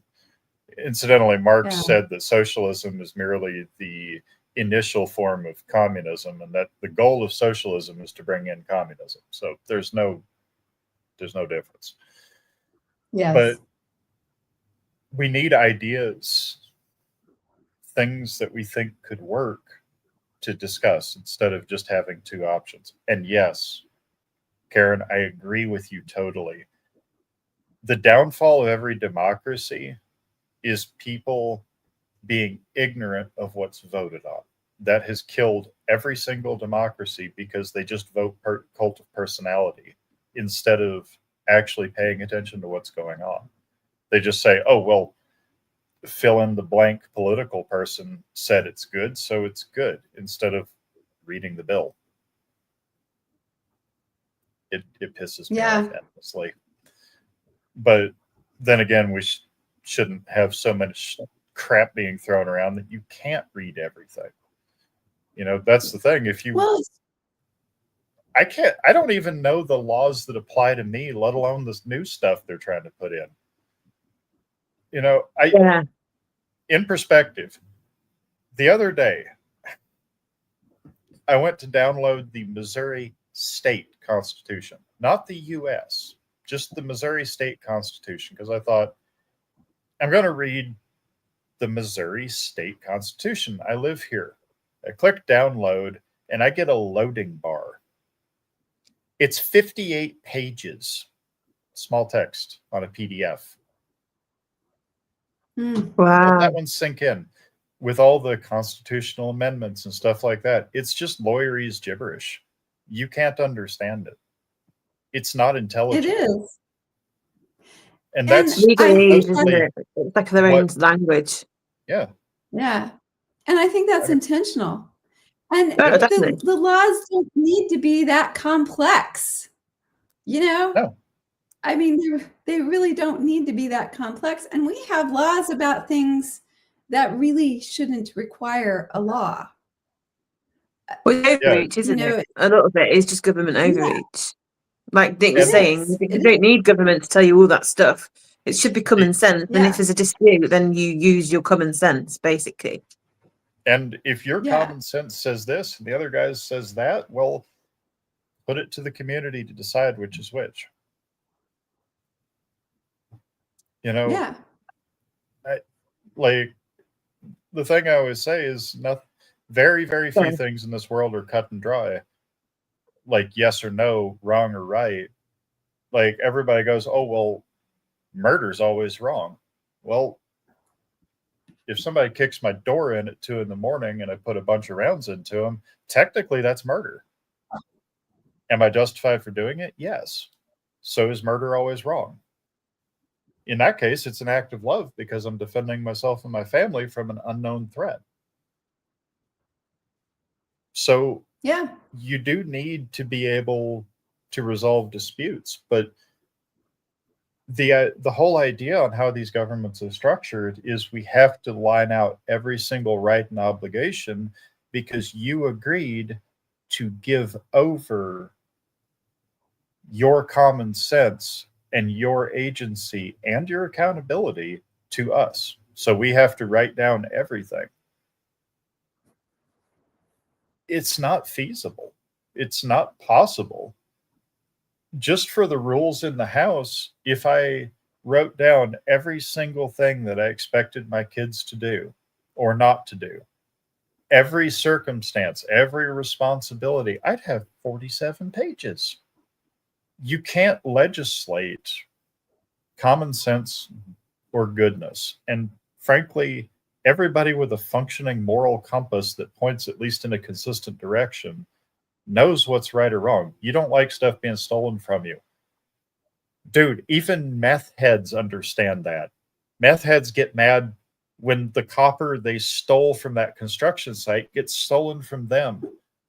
They literally know right from wrong. It's just they're only applying it to themselves because they're tweakers and they're not right.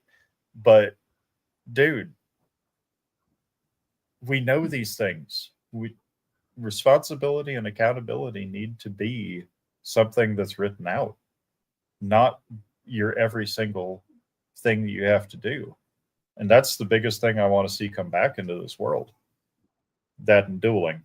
Because if there's consequences for your decisions and your accountability might be at sword point or bullet point, people are a lot more polite. Just say a big uptick in glove. Right. Society was a lot more polite before they outlawed dueling. I mean, it's kind of Wild West thing, isn't it? I guess I do agree that there should be some kind of structure in law for people to kind of have a gatepost and what is expected. But I think when you start to pass lots of laws, like you were saying, it's like the legalese. It only really keeps the majority of the I'm going to say hoi polloi, but I mean it in a nice way, in check. Because those above that, it's like a two-tier system. There's the common person, and then there's the people that can navigate the system, and they've got enough money to do that. So it doesn't actually apply to the people setting the laws. And this is the thing that annoys me. And the whole, like, I mean, we've probably spoken about this before, but like the system in the US, the fact that they can have privatized jails, they're essentially, it's human slavery. Because they get them to do like all sorts of shit, don't they? May as well just put them in a fucking chain gang and just show people what they're actually doing. I would love to have my buddy Jared on there. Yeah, I would love to have my buddy Jared on here. He's been to prison, and he said literally they will transfer them from facility to facility at $500 a car ride just to bill the government $500 a car ride. I'm not even kidding. They will take them from here to here for reasons. It'll be like a van with 10 prisoners in it, and they'll charge the state $5,000 for administrative, and then they'll just take them right back. And to bill. Here's the thing. I saw this guy, and this is how brain dead this man was. Mm-hmm. He was some kind of prison profiteer, and he was complaining because we had legalized medical marijuana in my state. I know in your state it's totally legal. Because he said, well, this is going to cut down on our profits. And I was like, I can't believe this man said this out loud. Do you know how that sounds, dude? And at least he's being honest. Well, he was being honest, and it's cutting down on our slaves. God damn it! Like, how are we legally going to fucking kidnap people and make them work for us? Exactly. And but he didn't even, he was telling the truth, and I was glad that he said it because lots of people heard it. But I was like, this man does not even recognize that what he said is wrong. Yeah. Yep. Morally bankrupt. That's what that is. Yeah. Yep. And that is my rub with capitalism. That's my rub with that. And this is why there does need to be a separate entity that isn't being, that its driving force isn't profit. Yep. Because when the driving force is profit, people become the commodity. That's right. The administration needs to be a complete volunteer basis, because I don't know if you've ever read the boring books of the Bible. You know, Numbers, Leviticus. I have. Yeah, I've not, sorry. it's painful. But I had a very interesting conversation years back with a gentleman who, very biblically minded, Christian minded, but intensely practical. He's like, how do we apply those principles to modern reality? And it was a family that ran a organic foods business. It's actually the largest organic foods warehouse or seller west of the Mississippi, Azure Standard. And they run their community. It's extended family. Oh, Azure are great people. They're wonderful. Aren't they great? Yeah. Oh yeah. I order that every month. Legitimately good people. They run a multi-billion-dollar business, but everything is designed to go into the family community. And what he realized was the way in biblical, in the Israelite era, they had the Levites, the priests, and everybody thinks, priest with, Omni Domini and all that stuff. But the Levites were also the administrators. They were the judges, the administrators, the planners and facilitators. They were essentially the government, but they didn't have a say in the government. They couldn't hold land, they couldn't hold property, they couldn't hold rights. They stayed in their community. And the tithes, 10% of every person's income, went to every person's profit went to the Levites. If you didn't make anything, neither did the Levites. They were literally tied to how well the community was doing financially. If you made great improvements and your community made more, you had more to play with. So it's in the best interest for it to be successful. Yeah. And they would, what this gentleman did was extrapolate that with, well, if things need built, the Levite builds it. If we need new technology, the Levite develops it. If we need anything done for research, like one of his projects was, they had a lake at the top of their property. They used it for irrigation. He did some rerouting of irrigation and put a hydroelectric generator in everybody's house as a backup. So if the power goes out, you turn on the hydro generator. Now you have power and a battery backup. The idea behind the government, in that sense, the administrators, the bureaucracy, their income is hard capped at 10% of the profit of everybody in the community. That's it. That's all they can get. What they do with that is to try to make it better. They try to, hey, this guy wants to expand his business. I know we want to build more out there. He's going to be more profitable. I'll put the water lines in out there. I'll run the power lines. I'll take care of everything so that he can just build. I will make advancements, see if we can, add on to the medical center, more beds, see if we can get this MRI machine in because it'll help the community. And they work with the community to be the doer, the guy who paves the roads, the guy who maintains the equipment. And as the town grows, they grow with them. So you always have these people that have zero power, but they're the people that do all the stuff that nobody else really wants to.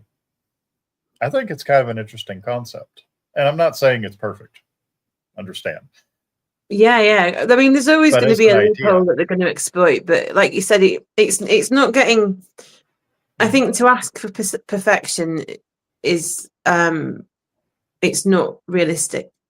Yeah. You're looking for something that's going to be the most sustainable and that's going to be the least easily corruptible, in my opinion. Well, something. Yes. Corruption's always going to happen, but if everybody, I mean, there's always going to be that small percentage of the population that's just a sociopath. They just want and take and don't care. But they won't get any traction if there's nothing for them to get a control of. If everybody's prosperous, if everybody has what they need, and if everybody is running on essentially good faith, that 1% of the population or 0.5% of the population that's just a sociopath, they're not going to get anywhere because there's nothing for them to get at the top of. They're just one guy who's a jerk. There's not a power structure to climb to the top of and run everything. Yeah, So and I agree with that. Yeah. If everybody is prosperous, if everybody has their needs met, if everybody has everything going that they need and the freedom to do what they want to, you don't need a power system that these sociopaths can climb into. You take away the structures that can be manipulated, and the manipulators have no place to go. Well, there's always going to be something in there that they'll probably try and cream off of or manipulate. But the thing is, if you have a self-regulating system, I think that's kind of what you're getting at, isn't it? Yeah. Like, the majority of people are going to go, no, we're not going to accept that. We see you 1% there being an absolute asswipe. Off you put. You either conform and work within the community, or we will just abandon you. You can go out of the community and die, basically.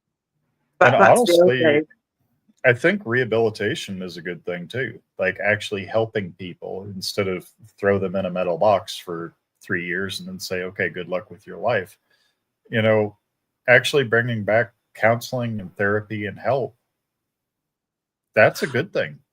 Well, that's the thing with drug addiction, isn't it? When we're going back to what you were saying about marijuana, the thing is, if somebody, it isn't the people that end up getting looked up, but the people that are caught in the crossfires. You know, it's either people taking drugs and they've got trauma or whatever. Like the reason that people take drugs, predominantly like the hard drugs, are because they want to escape something. It's a trauma response.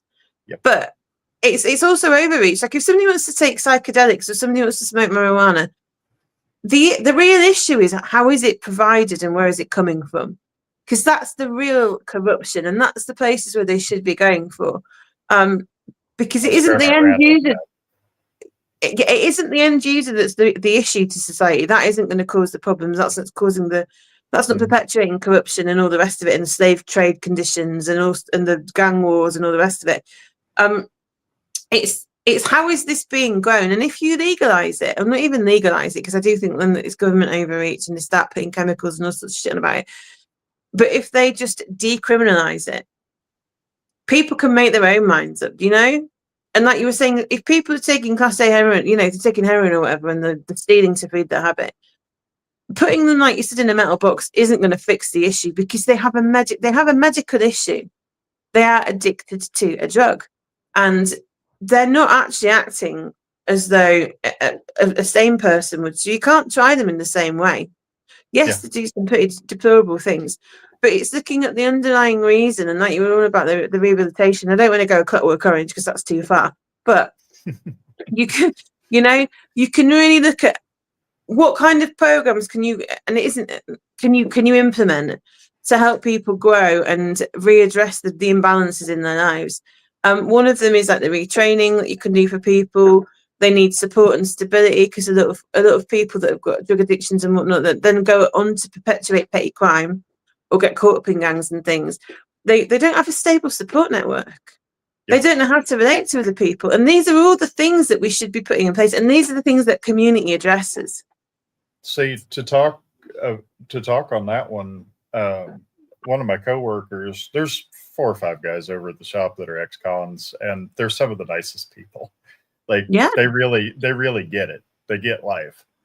Like one of them, he said he's what, 34. He said he was not sober from 15 to 31. I'm going to let that Wow. one sink in a little bit. He's like, he had a really terrible childhood and just decided that he wouldn't have to deal with it if he just wasn't sober. And he's done pretty much yes. Spent some time in prison for it and said that the prison time was just the most worthless. He's like, yeah, it got me sober because I didn't ever want to go back there again. But he's like, I wanted to get help. I wanted to get counseling for my underlying issues. They don't offer that. They just put you in there until you're done and then kick you out to the curb.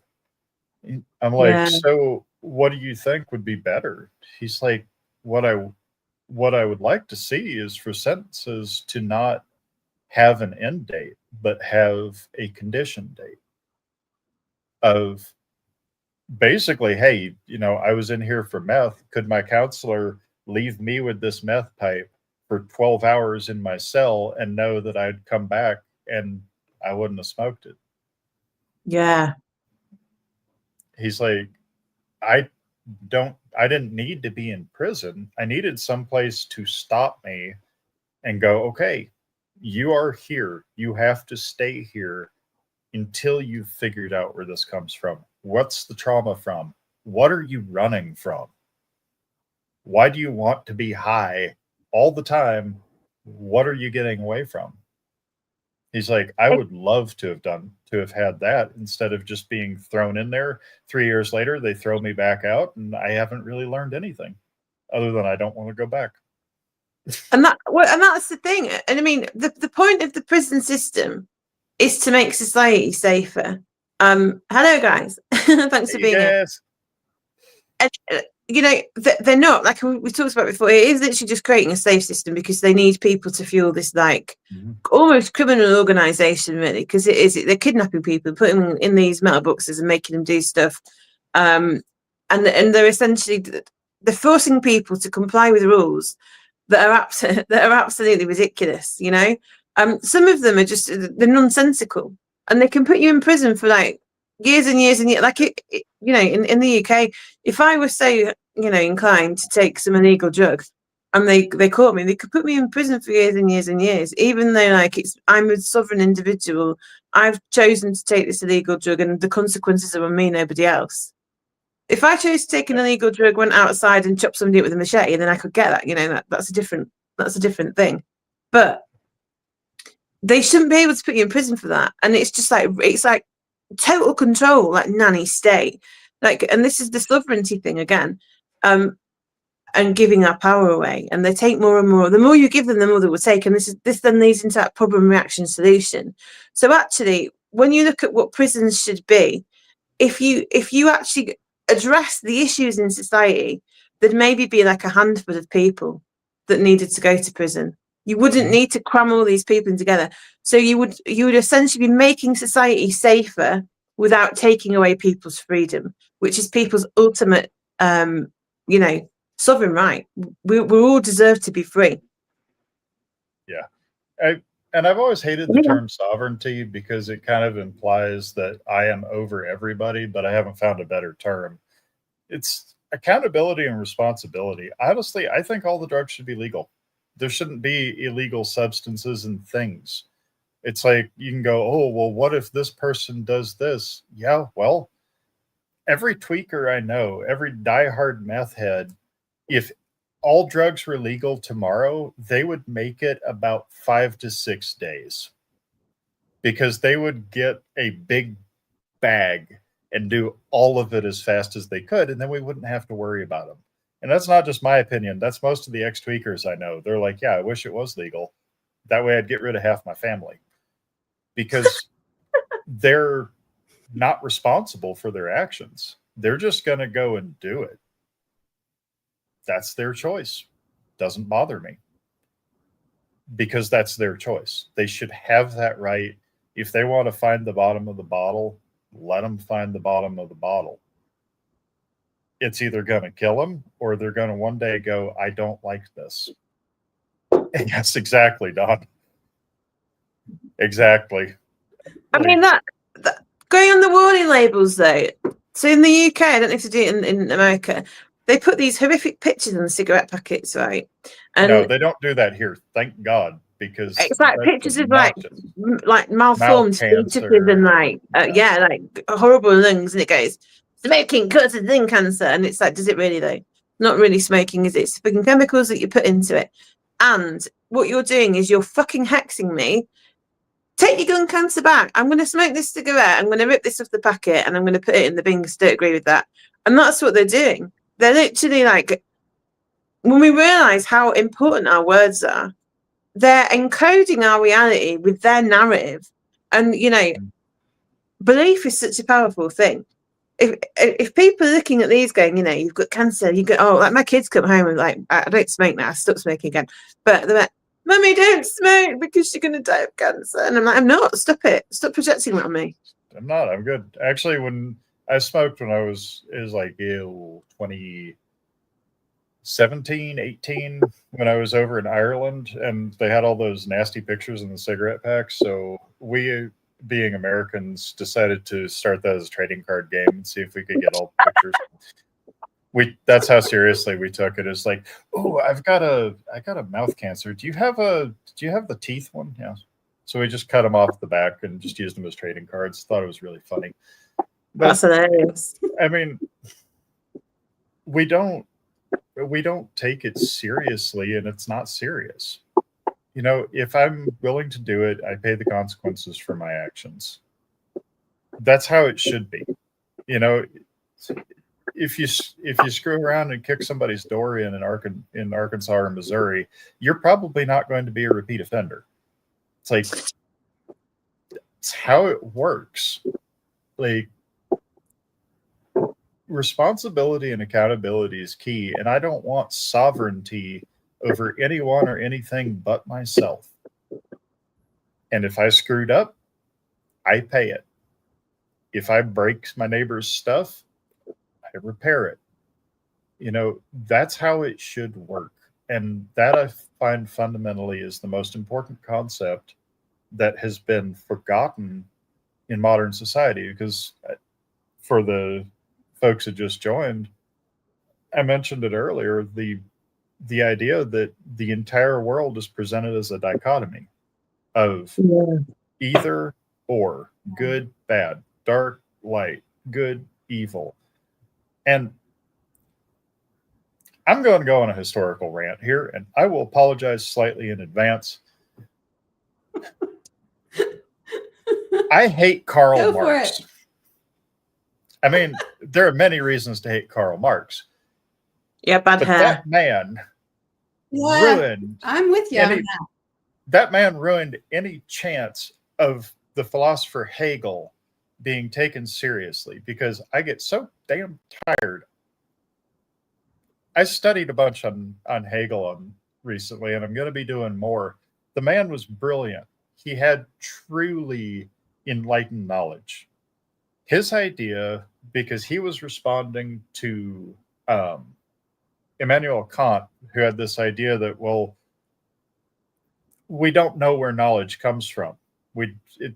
There's nothing that exists, and blah, blah, blah. Hegel was like, no, there is a collective consciousness. He called it the Geist because he was German, and Geist is spirit. It's commonly translated ghost, but it's the spirit. So a culture can have a spirit. Knowledge can have a spirit. A body of ideas can have a spirit. And those things are not a static concept. They exist, some of it before us. Some of it is divine knowledge. Some of it is learned knowledge. But Hegel said that the best way to learn more was the dialectic. Marx didn't understand it. The dialectic is thesis, idea, antithesis, competing idea, synthesis. Where does that leave us? What can we learn from this? What can we make from this? The idea was what we do on a regular basis. Talk about things. I think this, you think that. Let's see if we can figure it out.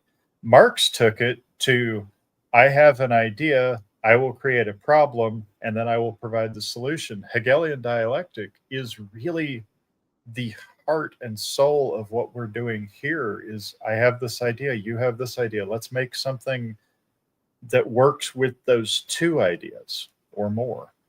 And he turned it from, I have a desire, I will create a problem, and I will give you the solution. Hegel is a very interesting read. Yeah. And Marx ruined the dialectic. He was basically somebody who hijacked the name and made it something it's not. Sorry, historical rant. It just, Marx pisses me off. Fuck communism. Fuck Karl Marx.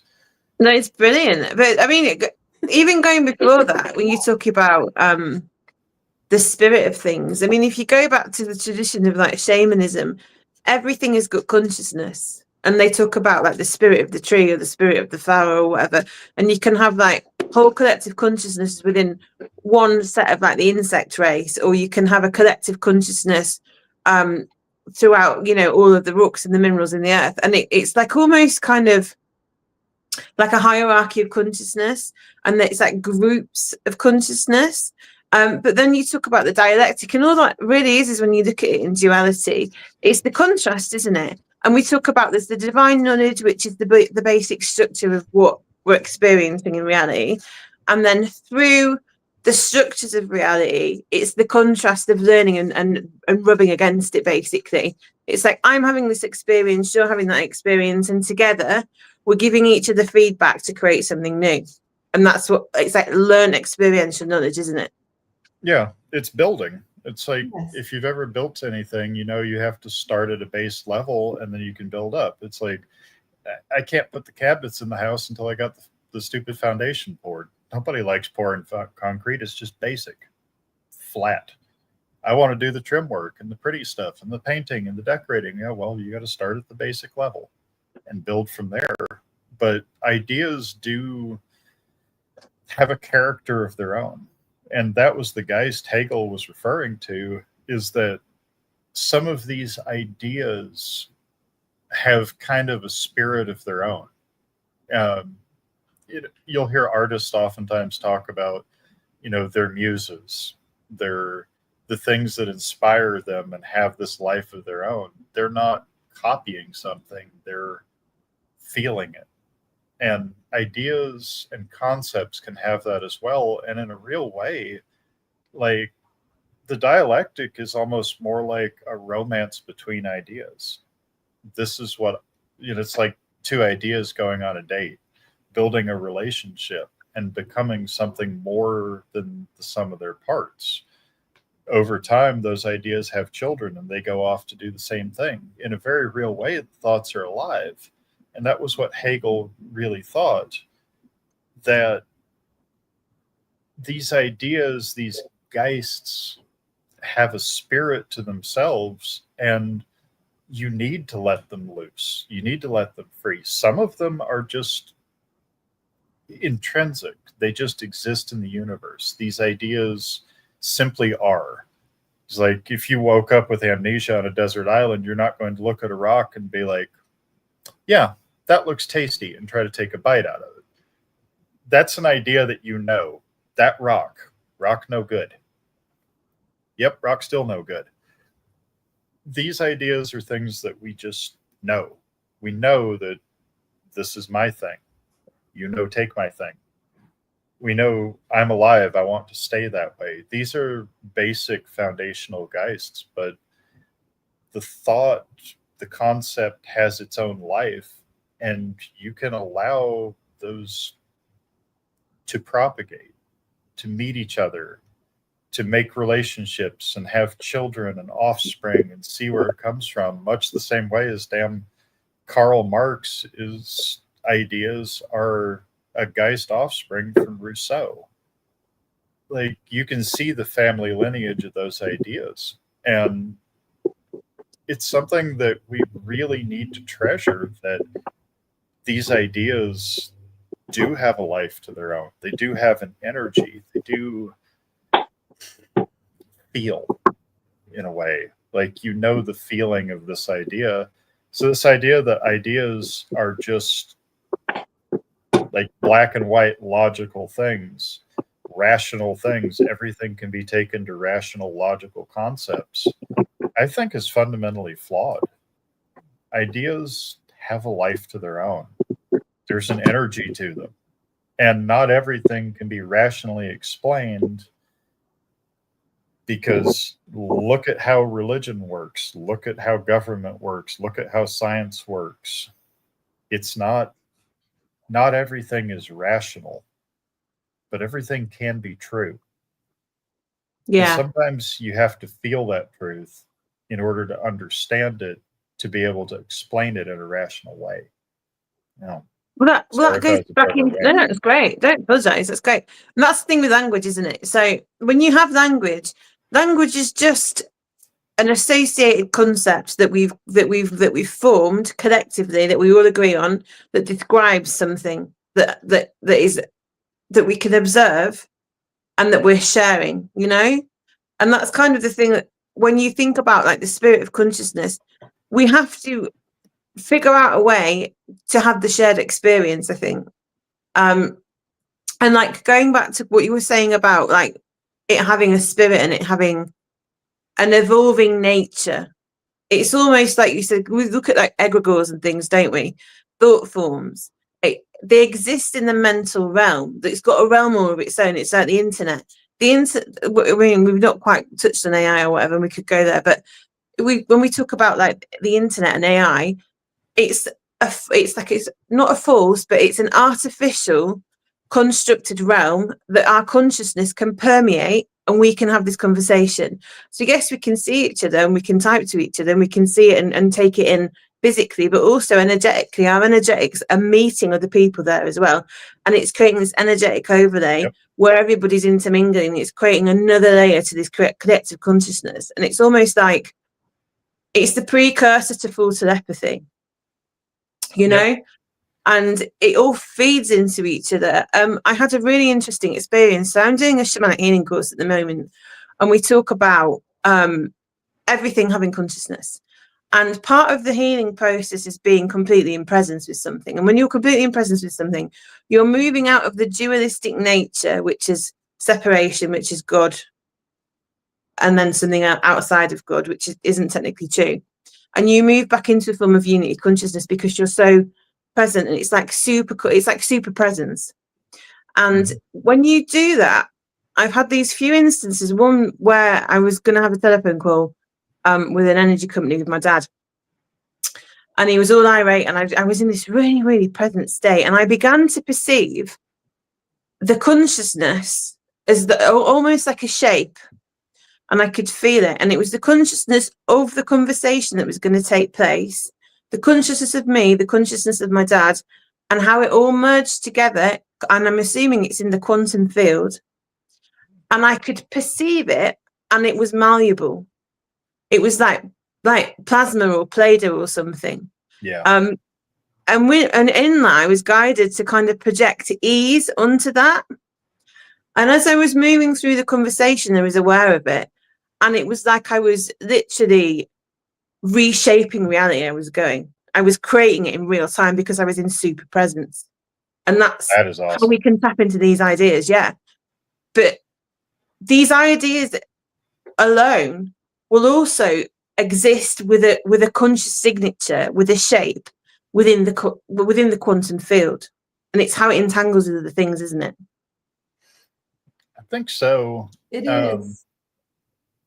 And I always found egregore to be kind of a scary term, but when people have put enough thought into something, it does create a thought form that can almost be like a non-physical physical object, tangible object. Like you said, you saw that conversation and felt it, altered it, played with it like it was real.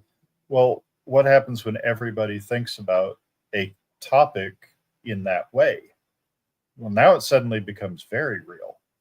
And I think honestly, that was where we ended up here, because the idea of duality became so real that everybody forgot that there were other options. Just personal thought. Yeah, that's really interesting. I mean, what are your thoughts on that, Kirsten?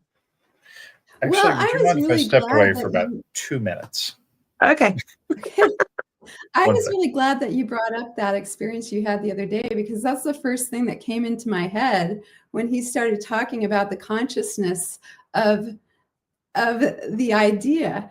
And I've been experimenting with that myself since you told me about that.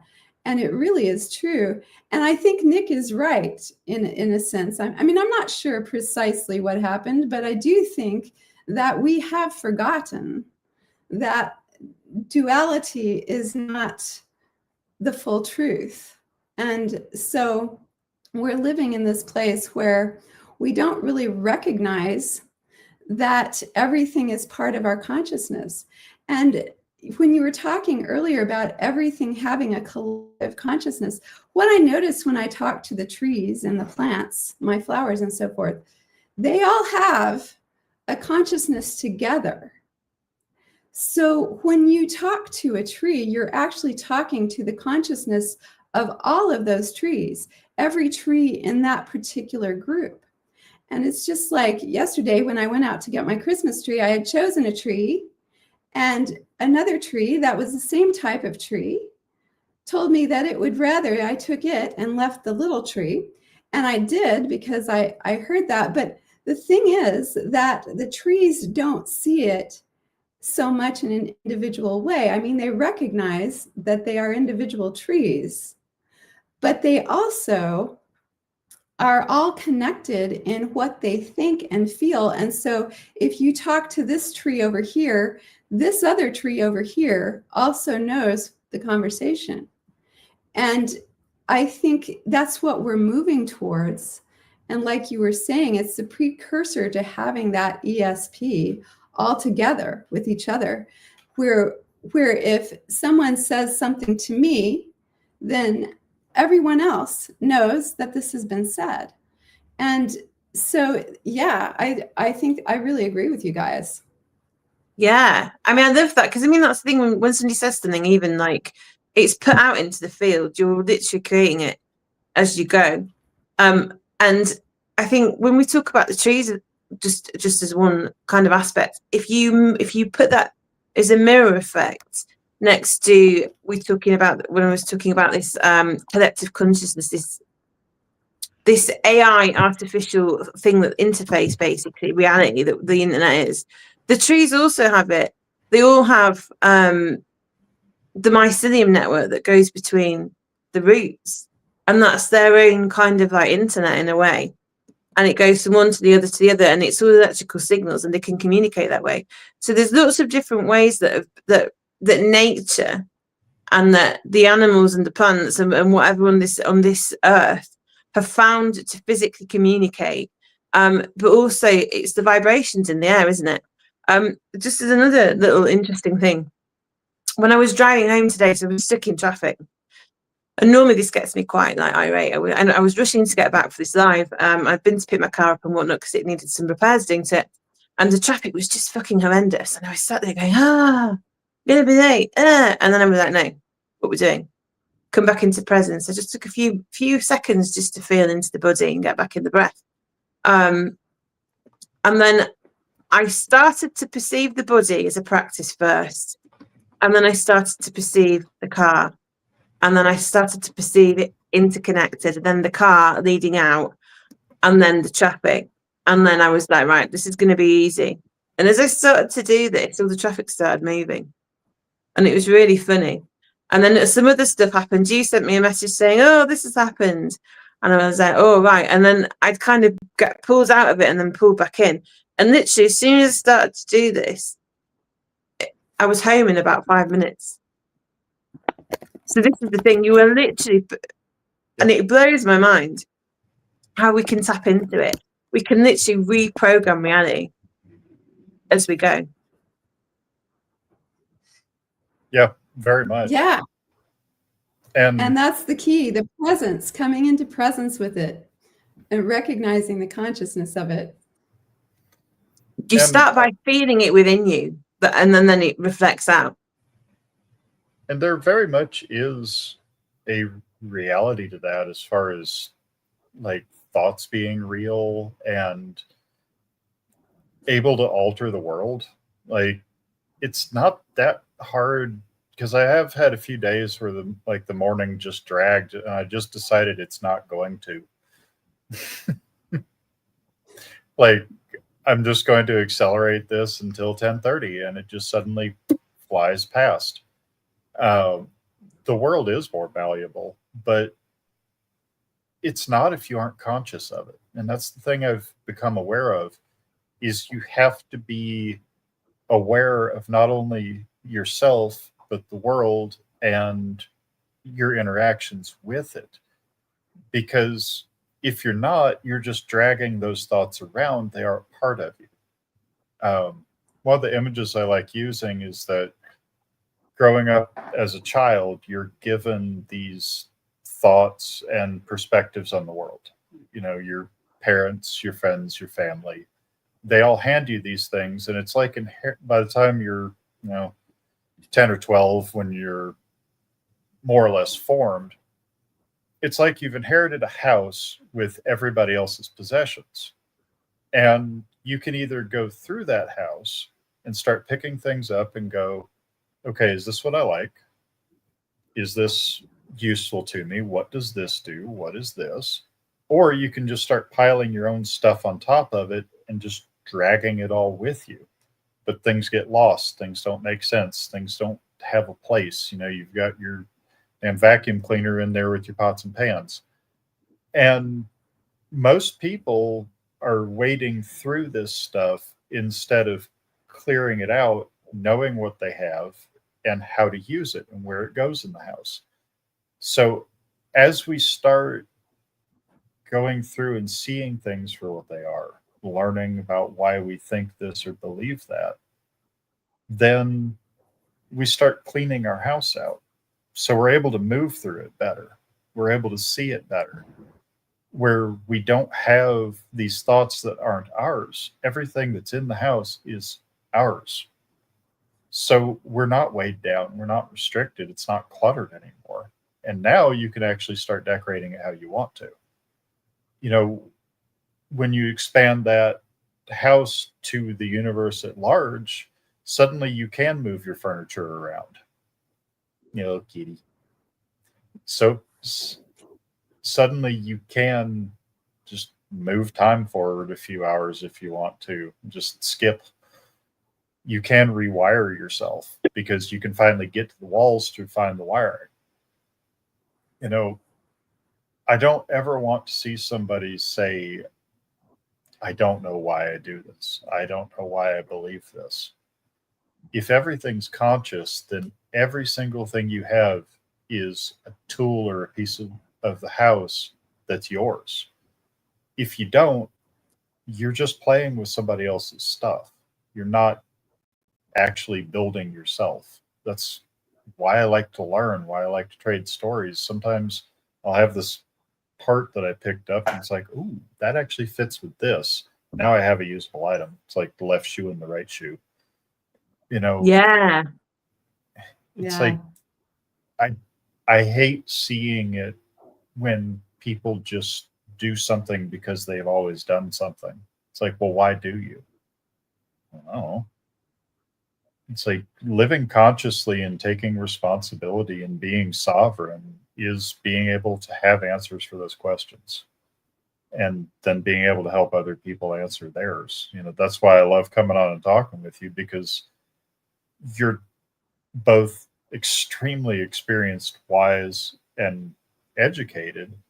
but Oh, you're also both very practical people who can go, okay, I can talk about you with I can talk about this with you in language you can understand to explain concepts that are cosmic in scale. And that's very rare and valuable because you're not just here saying one thing one way, you're saying what people need in all ways that they can understand it. And that's a very, very valuable thing these days. So, if that makes any sense. thank you, Thank you Nick. so much. That's lovely. But I just want to say, what I found is, I know words are limited, and this is why analogies are great, and I've noticed you're particularly adept at that. It's true. Analogies are just perfect. They get the point Story across. It's Traders why, is charged. yeah, but it's why Jesus spoke in parables, so that people could understand it, and they could have they could apply it to their own lives, and they could understand it on a more practical, like you were saying, a more personal level. But what I do find is people that use these lofty concepts. I mean, going back to the AI thing again, it's like they invent these nice words to describe stuff, but then it becomes almost like divorced from reality in a way. It becomes its own kind of machine almost. But if people really understand what they're talking about, they don't need to say the coherent lattice structure of the interdimensional blah blah blah blah blah. Well, do you know what I mean? It's like, no. Yep. This is the plane of existence. This is the plane of existence. This is where this is. This is where this is. It's touching. They don't understand it. If somebody really, really understands what they're talking about, they can pitch it at any level because they understand what they're saying, and that's what I found. Specificity And is that's great true. for those details when you're talking about the specific mechanics. Like if you've ever read a scientific white paper talking about something you understand, you're like, okay, I understand the exact details, and you do need that specific language and those intricate descriptions, but I don't need that to explain what's going on. I need that to get the exact mechanics to get everything to function perfectly. But, I could give you like thrust to weight ratios and lift and drag coefficients and the bottom line, I can also tell you in 15 seconds how a plane flies. Goes fast enough to get the air under the wings and has the propellers or jets to push it forward to get the air under the wings. And you're like, got it. There's a place for both. Some people really need that depth to understand and fine tune. Other people are like, okay, just tell me flight's going to get me to Miami. It's like, yes, it will. And exactly. Am I going to fall out of the air? Probably not. However, there's a low chance. Still a chance, but a low chance. I do think that language is often used, obviously, to obfuscate a lot of things.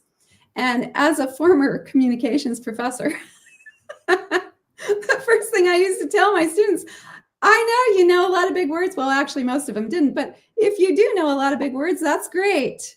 However, the point of speaking and the point of writing is to communicate so the other person knows what you're talking about.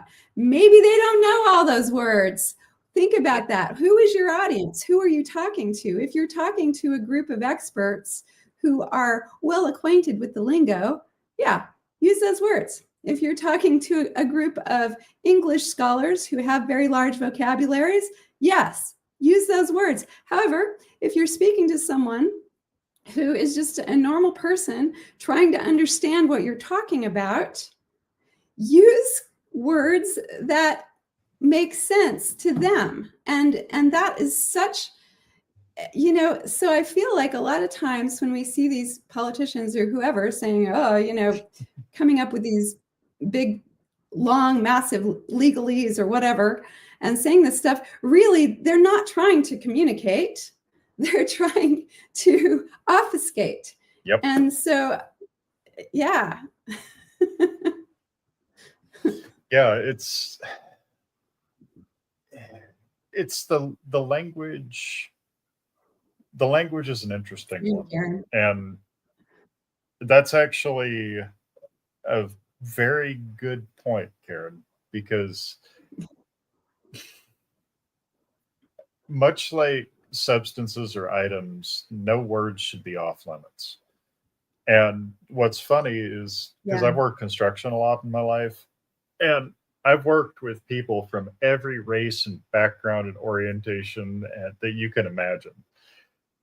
And everybody knows when somebody is being mean.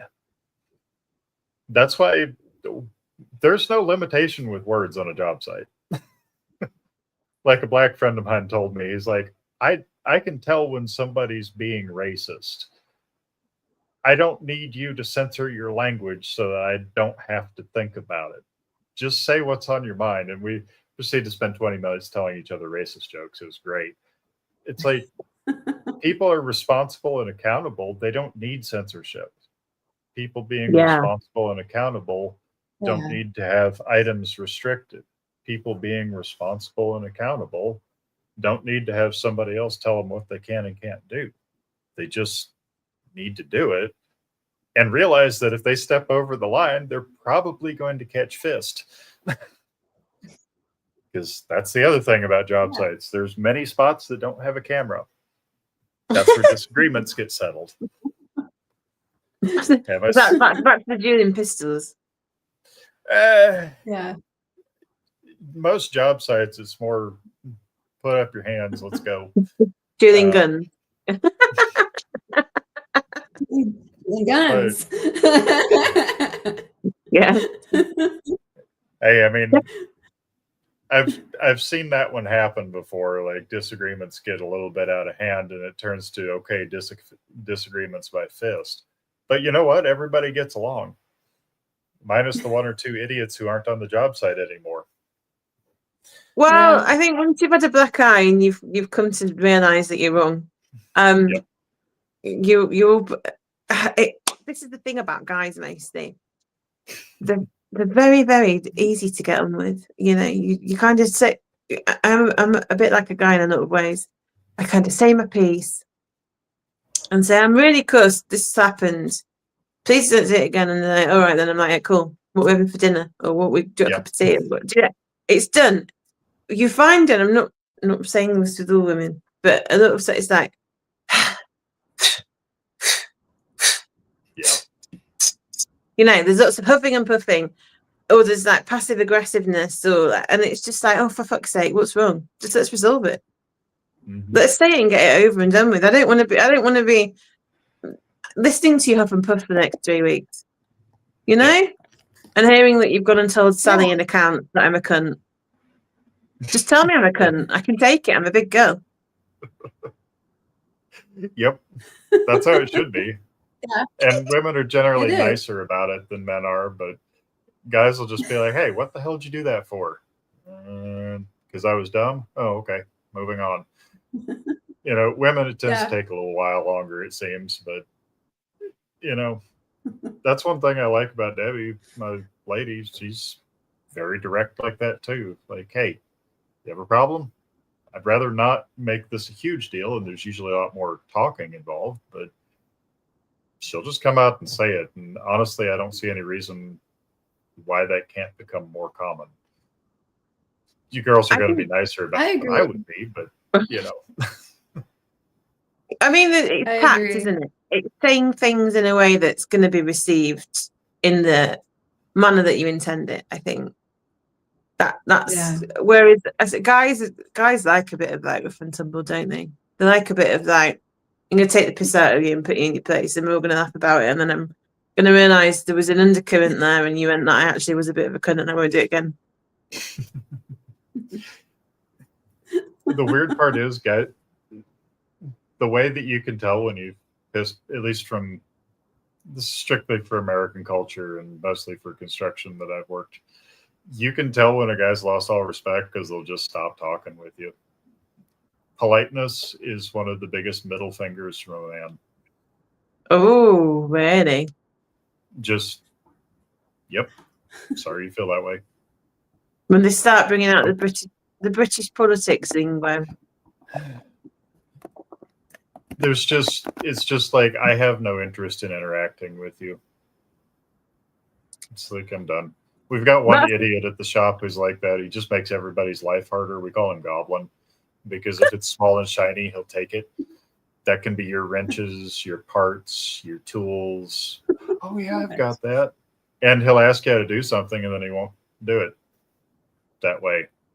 It's like, well, I've only been doing this for like 8 years, and I'm on my fourth company in that time, and one of them was because I had to get divorced. I know what I'm doing. You asked me how to do it. I told you, and you decided to do it a different way. It's like, okay, whatever. Not joking with you. I'm not saying hi in the morning. You're just not here to me until you're not here physically. yeah. I think that'll be a good show, Don. I think that's going to be a good set. See, I hate the fact that I'm so far in front of you guys, like time wise. It annoys me. I'd love just to be. Oh yeah, it's like 8:30 there, isn't it? Yeah, it is. My phone's gonna die, so I'm gonna have to hop off. Oh. But yeah, this has been great. Get a nap at some point anyway. I've been up this since 2:30. has been great. Yeah. Hey, anytime you'd like to talk, I can go on many more historical rants, and y'all are some of my favorites to just sit down and chat with. Thank you. So, we love having I'm you. not high. I'm just looking at the sunlight coming in. Yeah, I'm not high. No, I'm really not. Yeah. Yeah, thank you, everybody. Thank you for being with us. Thank you, everybody. Yeah, thank you, Nick, for coming on. Thank you. Anytime. Thank everybody for coming on. Yeah, anytime you'd like. And do watch if you can catch the After Dark show. Be sure and watch that tonight. And yeah, thank you so much, Nick. And do you have anything you want to say in conclusion? Just my extreme gratitude to both of you for just being so real and being able to put things, even these big concepts, into a loving package that's easy to receive. It really is a rarity. And I wish you many, many views and much success, because I am very grateful for both of you. So. Thank you so much, Nick. And likewise, I know I can speak for Sam here too. We're both very grateful for you. and the insights you bring. All right. So have a beautiful day. Thank you everybody for listening. And yeah, we will catch you on the flip side. Thank you again.